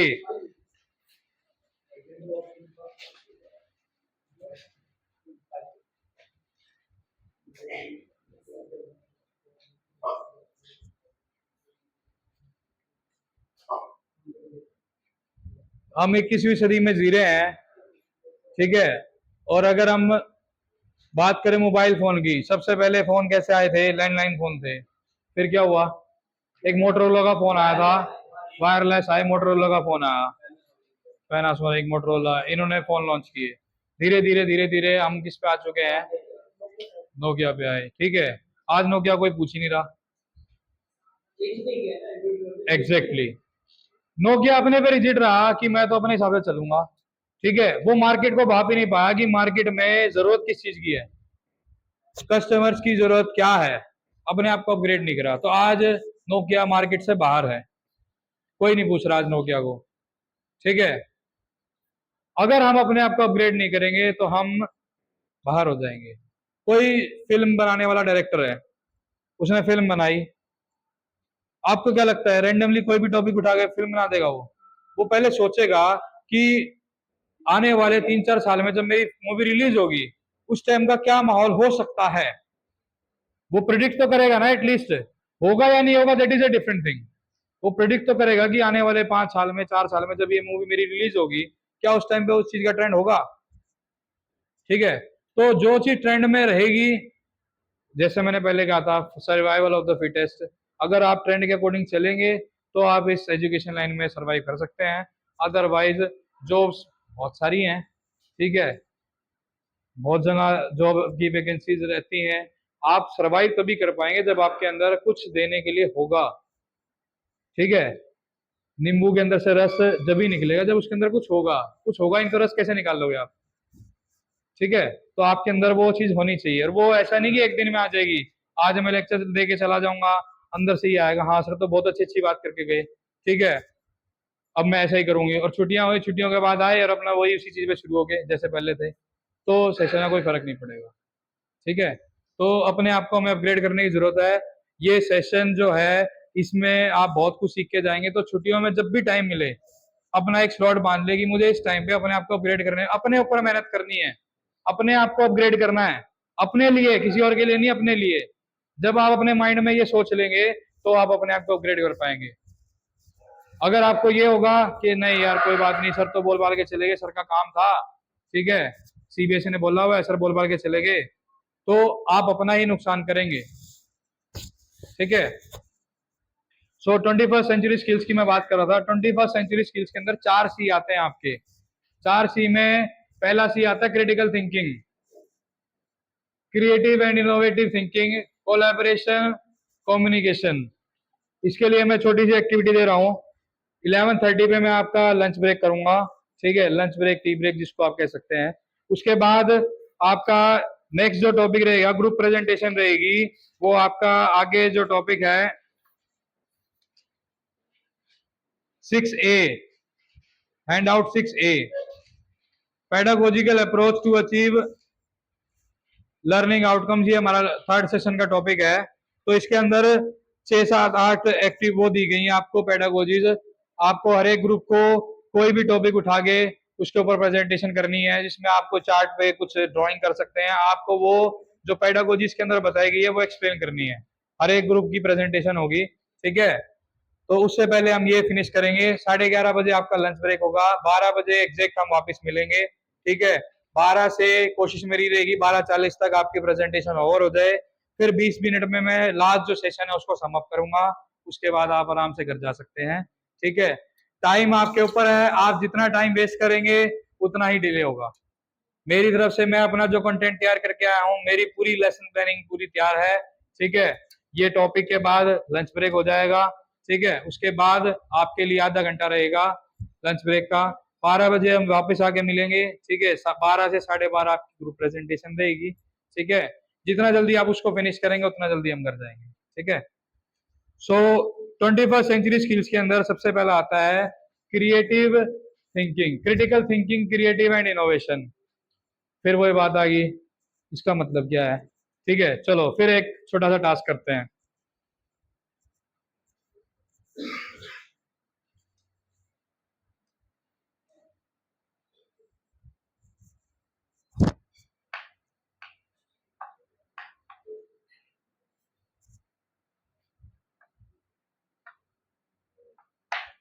आपको 1 से लेके 8 तक इसमें नंबर फिल करने हैं, 1 से लेके 8 तक, ठीक है। ये मैथ्स नहीं हो रहा, ये सिर्फ आपको कुछ सिखाना है। ये मत सोचे कि सर मैथ्स के टीचर है, मैथ्स पे लगे हुए हैं। 1 से कंडीशन सुन ले, कंडीशन सुन ले। 2 लगातार नंबर पड़ोसी नहीं होने चाहिए। यानी कि अगर मैं यहाँ 1 लिख रहा हूं तो 2 यहां नहीं आ सकता, यहां नहीं आ सकता, यहां नहीं आ सकता। समझ रहे हैं? आपको इस डब्बे के अंदर 1 से लेके 8 तक काउंटिंग फिल करनी है, ठीक है। गिन लीजिए 1, 2, 3, 4, 5, 6, 7, 8। कोई भी 2 लगातार नंबर पड़ोसी नहीं होने चाहिए, ठीक है। Your time starts now. 2 minute आपके पास।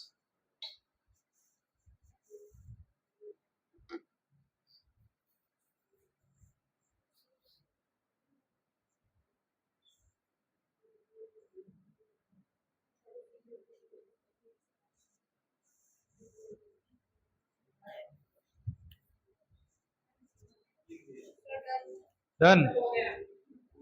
किसने बोला डन? 1, 2, 3, 4, ये 3, 4 इकट्ठे आ गए मैडम, पड़ोसी हो गए।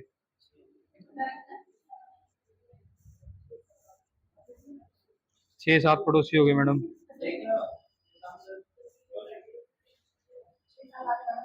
6, 7 साथ में आ गए मैडम। नहीं, ऊपर नीचे से फर्क नहीं है मैडम, मैंने क्या बोला, ये भी पड़ोसी है, ये भी पड़ोसी है, ये भी पड़ोसी है, ये भी पड़ोसी है, सारे पड़ोसी हैं।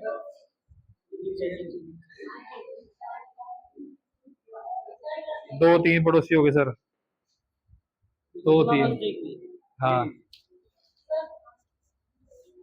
6, 7 पड़ोसी हो गए सर, ऐसे भी 8, 7 पड़ोसी हैं सर, ऐसे भी टेढ़े में भी, ऐसे भी नहीं। 4, 5 आपके पड़ोसी हैं मैडम। 3 और 4 पड़ोसी हैं।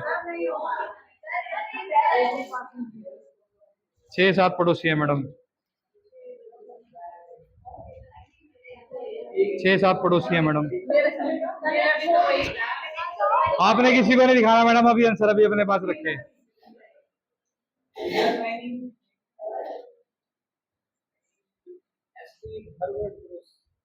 हाँ बिल्कुल।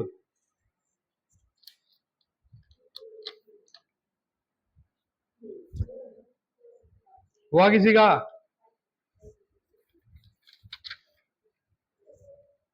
दो और तीन पड़ोसी हो गए मैडम।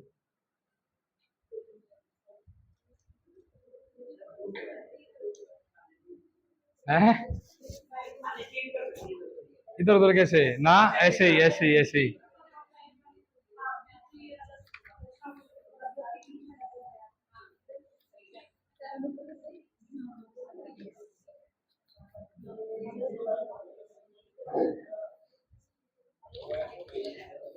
और एक बात और, मेरे मैथ वालों को सेशन के बाद क्वेश्चन आ कि मैथ वाले फेल हो गए सर की एक्टिविटी में, ठीक है, ये ना हो, ठीक है, ये मैं भी सीख के आया हूँ कल परसों अपनी सब्जेक्टिव में, ठीक है, तो हम कोई भी परफेक्ट नहीं है, कभी मैथ वालों को पीछे से नहीं, मेरे को पता है ना ऐसा होता है। चार पांच कंसेक्यूटिव है मैडम, नेबरहुड में है।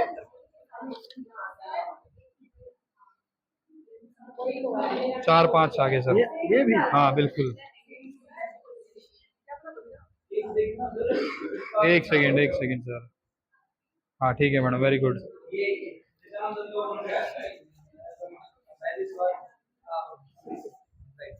दो और तीन पड़ोसी हैं सर। चलिए खत्म करते हैं, सेशन कंप्लीट करना हमने।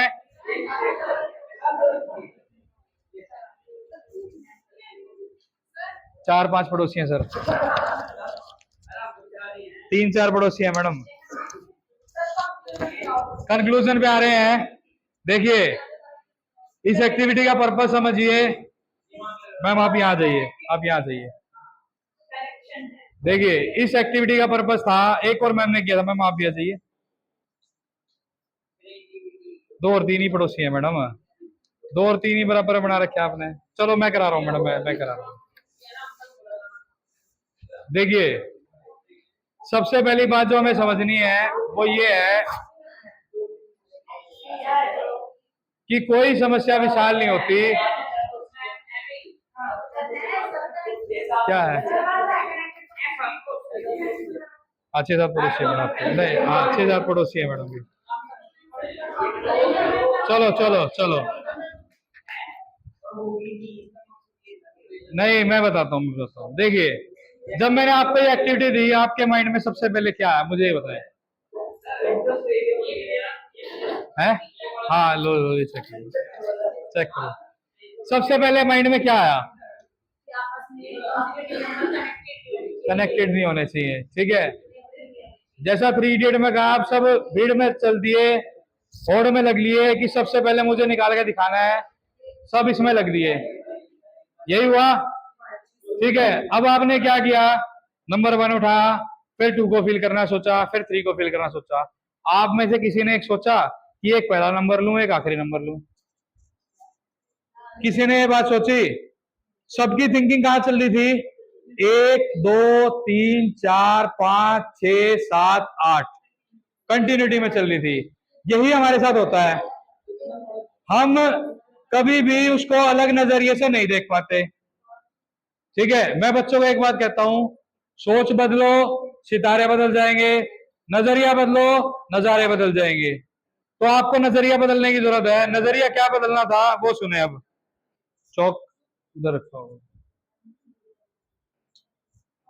सबसे पहले आपने क्या करना था, अब सब बोर्ड पे देखें, सब बोर्ड पे देखें।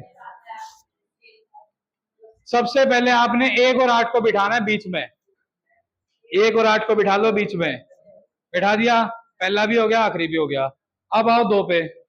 2 ना तो यहां आ सकता, ना यहां आ सकता, ना यहां आ सकता, ना यहां आ सकता, ना यहां आ सकता। 2 आएगा कहां? सिर्फ यहां आ सकता है, ठीक है। अब 7 पे जाओ, 7 8 यहां है, ना तो 7 यहां आ सकता, ना यहां आ सकता, ना यहां आ सकता, ना यहां आ सकता, तो कहां आएगा? यहाँ आएगा, ठीक है। अब 2 हो गया, 7 हो गया, पीछे 3 यहां रख दिया, कहीं रख लो, यहां रख सकते हो, यहां रख सकते हो, तो या तो यहां रख सकते हो या यहां रख सकते हो, ठीक है। मैंने यहां रख दिया। 3 नहीं, फिर गलत कर रहे हो। 6 कहा? यहां रख सकता हूं, कहां रखू? यहाँ यहाँ रख दें, रख दिया। अब 5 यहाँ आ सकता है, यहाँ आ जाएगा 5, 4 चेक कर लो। कोई पड़ोसी आए?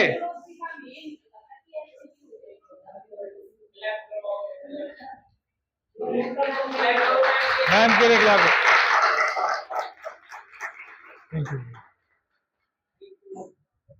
तो जो मैं आपको सिखाना चाहता था उसका पर्पज ये नहीं है कि मैं आपसे कोई क्वेश्चन करवाना चाह रहा था। उसका पर्पज ये है कि आपको अपनी थिंकिंग, एक जो रिजिड रास्ता चलता आ रहा है उसी पे नहीं चलना, अपनी सोच को बदल के देखो। मैं आपको मैथ का एक और एग्जांपल देता हूँ। एक क्लास चल रही थी, टीचर ने पूछ लिया 1 से 100 तक के नंबरों का सम बताओ, ठीक है। अब क्या हुआ, सारे बच्चे लगे 1 2 3 100 तक काउंटिंग लिखने, उनको ऐड करने लगे, ठीक है। अब उस क्लास का सबसे जो वीक स्टूडेंट था, ठीक है, वैसे मैं वीक शब्द मानता नहीं हूँ, वीक उसको हमने बनाया, कोई बच्चा माँ के पेट से वीक बन के नहीं आता, ठीक है। उसको हमने इंपॉर्टेंस नहीं दी बचपन से, जिसके कारण ऐसा हुआ, ठीक है। तो वो बच्चे ने आंसर दिया, पूरी क्लास शॉक थी, सबको लग रहा था ऐसे टाइम पास है, सबने उसको फॉर ग्रांटेड ले लिया, ठीक है। टीचर ने भी कहा था बैठ जा तेरा तो आंसर गलत ही होगा, ठीक है। फिर वो दोबारा 5 मिनट के बाद दोबारा गया कि नहीं सर मेरा आंसर ये है, एक बार मेरी बात सुनो तो सही। सर ने बोला अच्छा चल बता क्या है आंसर मेरा। उसने सही आंसर बताया 5050।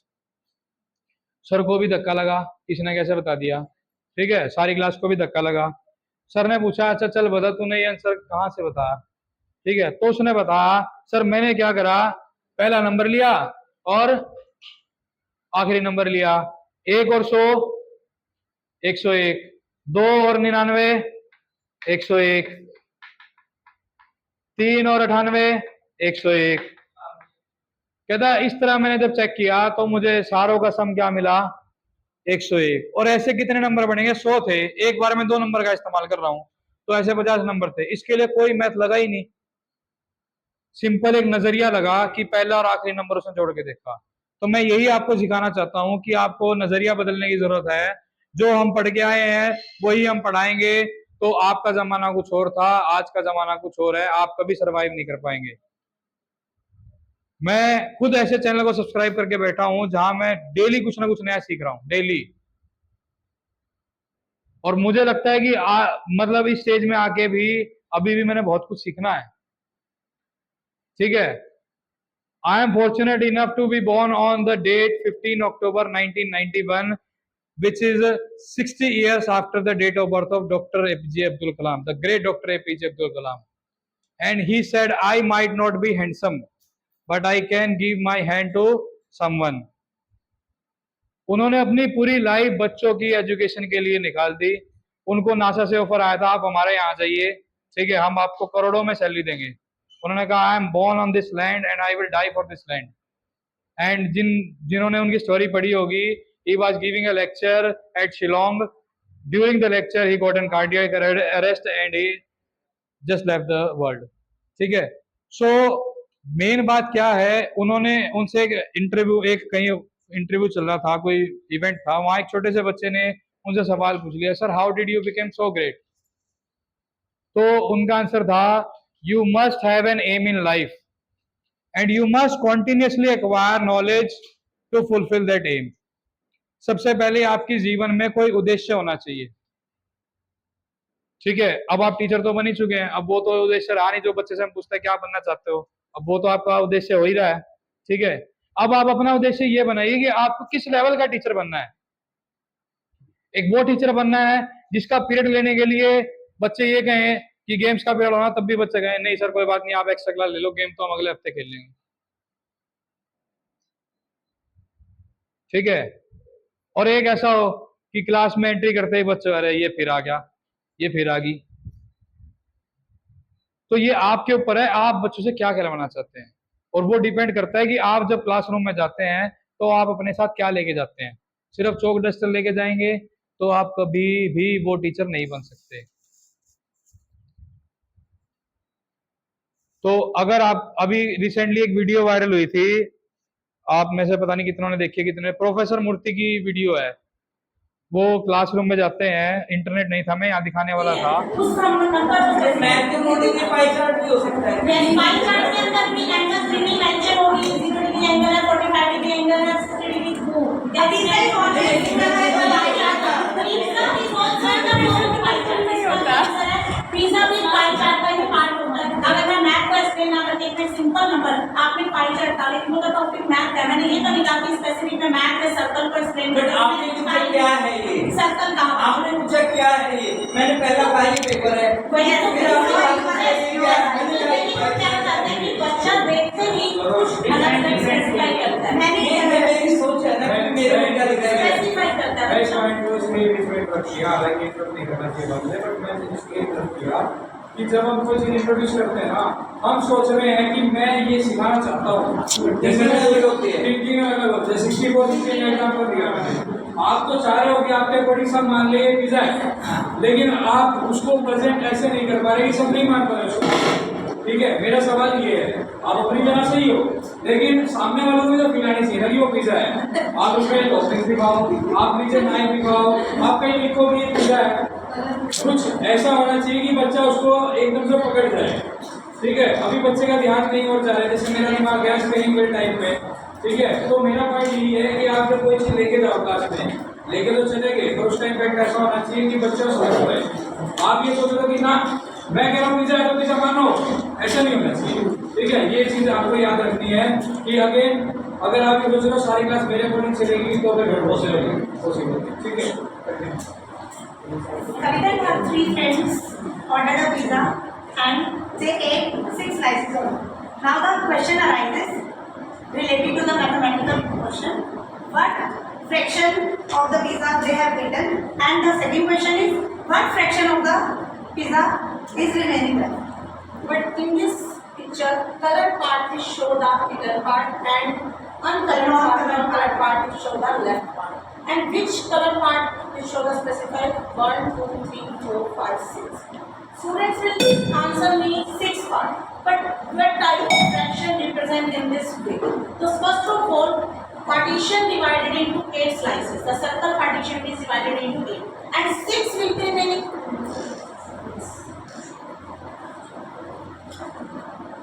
First of all, total parts जो slices के हैं वो क्या है मेरे पास? 8 पार्ट जो बच्चे ने खाए वो क्या है?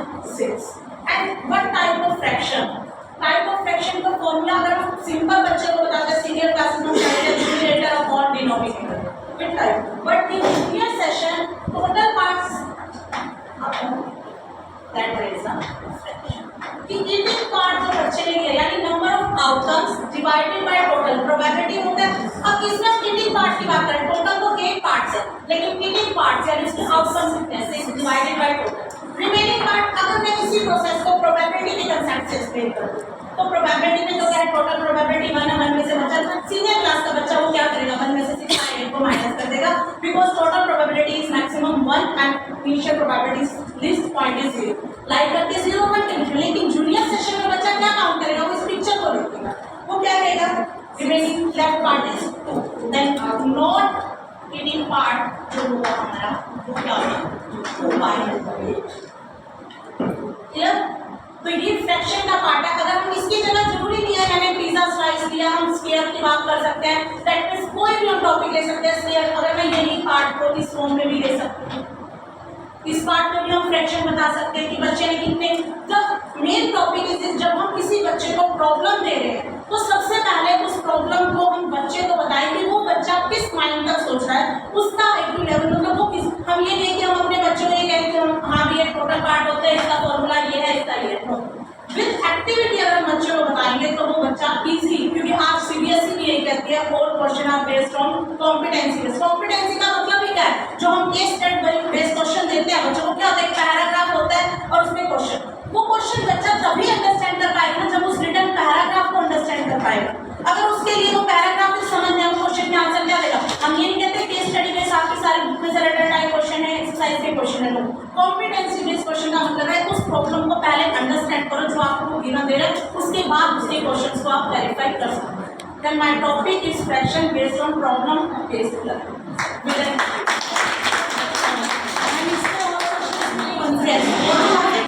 students, I have given you a test. You just have to complete your progress.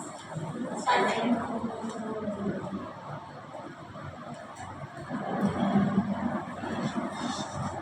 अरे तो ये पेन क्यों फेंक दिया? अरे वो तो हो गया। अरे इनको प्लास्टिक का है क्यों फेंका आपने? ये डिकम्पोजिंग नहीं होगा ऐसे दे दो चलो मैम से पूछते हैं। आई नो ये पेन डिकम्पोज नहीं हो सकता क्योंकि बहुत अच्छा मेरे पास, लेकिन आज अगर हम बात करते हैं सस्टेनेबल डेवलपमेंट, तो सस्टेनेबल डेवलपमेंट हमें ये सिखाता है कि that reserve the resources for future generation. आपको पता है that pen is made up of plastic, we can find out many alternative.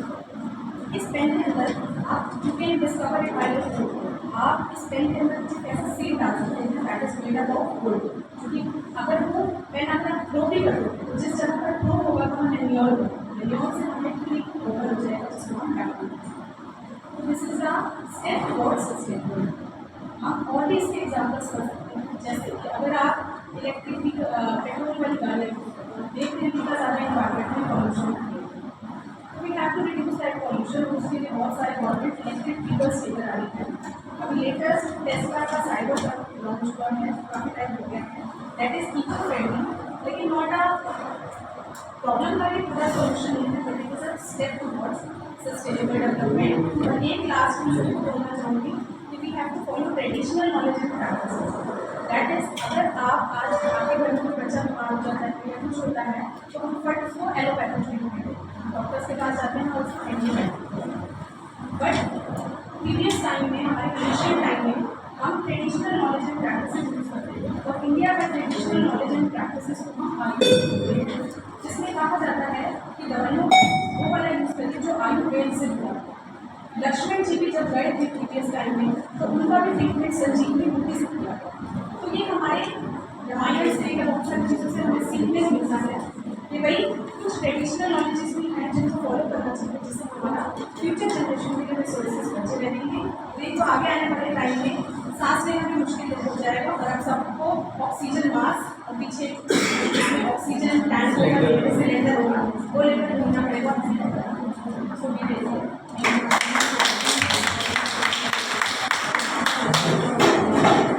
topic is lab-based learning.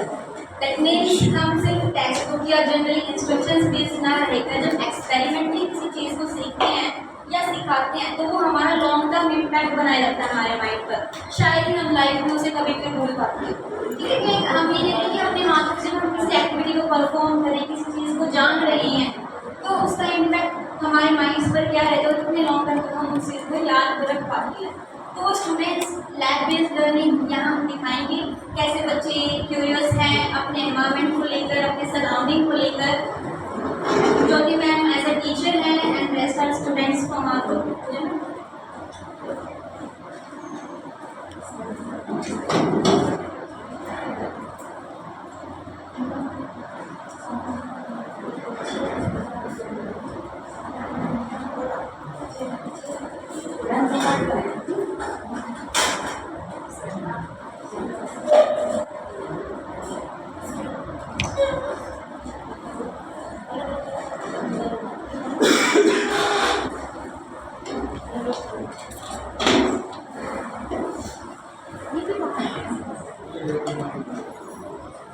Good morning, everyone. Today we are going to present the activity discussed by the ma'am. So let's start. So there is a river in the surroundings, in our surroundings. So we are the students. Basically, we are discussing that there is a water which is stagnant in the. Basically क्या है कि पानी ना बहुत दिन से river में खड़ा है, तो क्या हो रहा है उसमें थोड़े दिन से काई जो है एक हमें दिख रही है, ग्रीन टाइनी जो कलर की है वो दिख रही है, तो हम नोटिस कर रहे थे इतना दिन से and we are talking like this. यार खड़ा है दिन से तो बहुत साफ था, अब इतना सडनली ऐसा ग्रीन ग्रीन क्यों हो रहा है? Like tiny green green particles जो है हमें ऑब्जर्व कर रहे हैं सब आपस में। एक काम करते हैं, हम इसे लैब में परफॉर्म करके देखते या हैं। साफ पानी लेते हैं और एक ये वाला पानी लेते हैं, तो देखते हैं माइक्रोस्कोप से हमें क्या ऑब्जर्व होता है। हाँ जी, we have to go to our teacher to ask this query or to solve our problem. All right?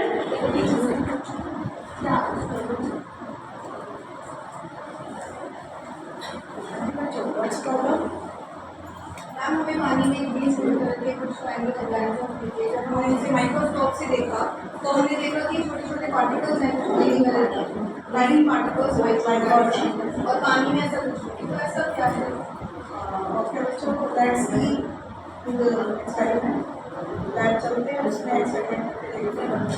Alright, we are very curious to no.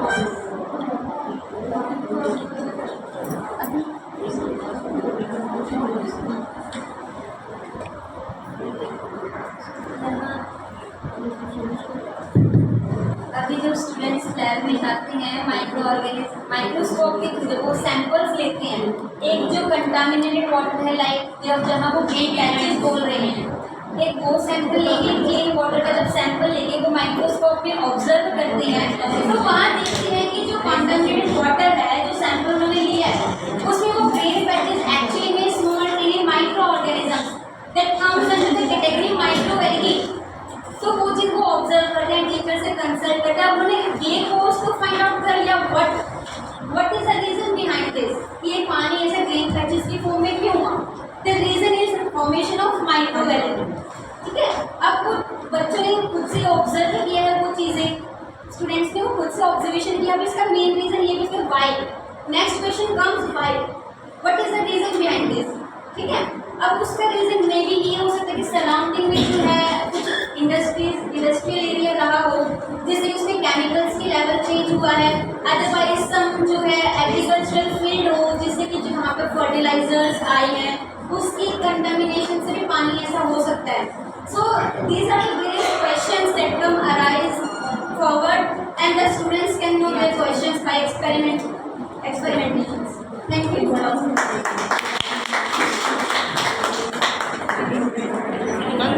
प्रश्न यही डालते हैं मैं सर, जिसका पास होगा उसके डॉक्यूमेंट्स भी बीच में है तो सर उसको रिटर्न करना हमारा फर्ज होगा। नहीं सर, पैसे हमारे हक के नहीं है। चलो सर, फिर आपकी बात से सहमत हैं तो इसको जमा करवा देते हैं। आओ मेरे सर।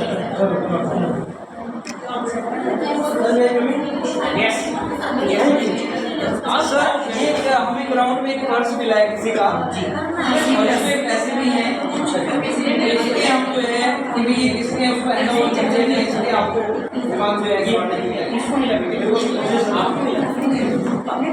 क्या क्या मन में आया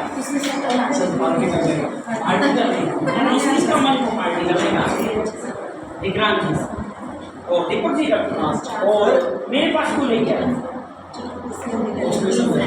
भगवान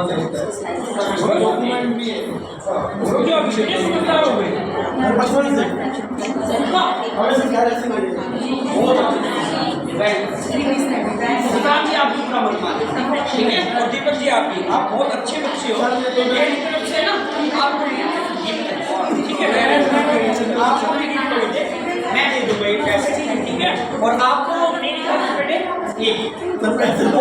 honest is the best policy. हमारे देश में ईमानदारी ही सबसे नीति होती है।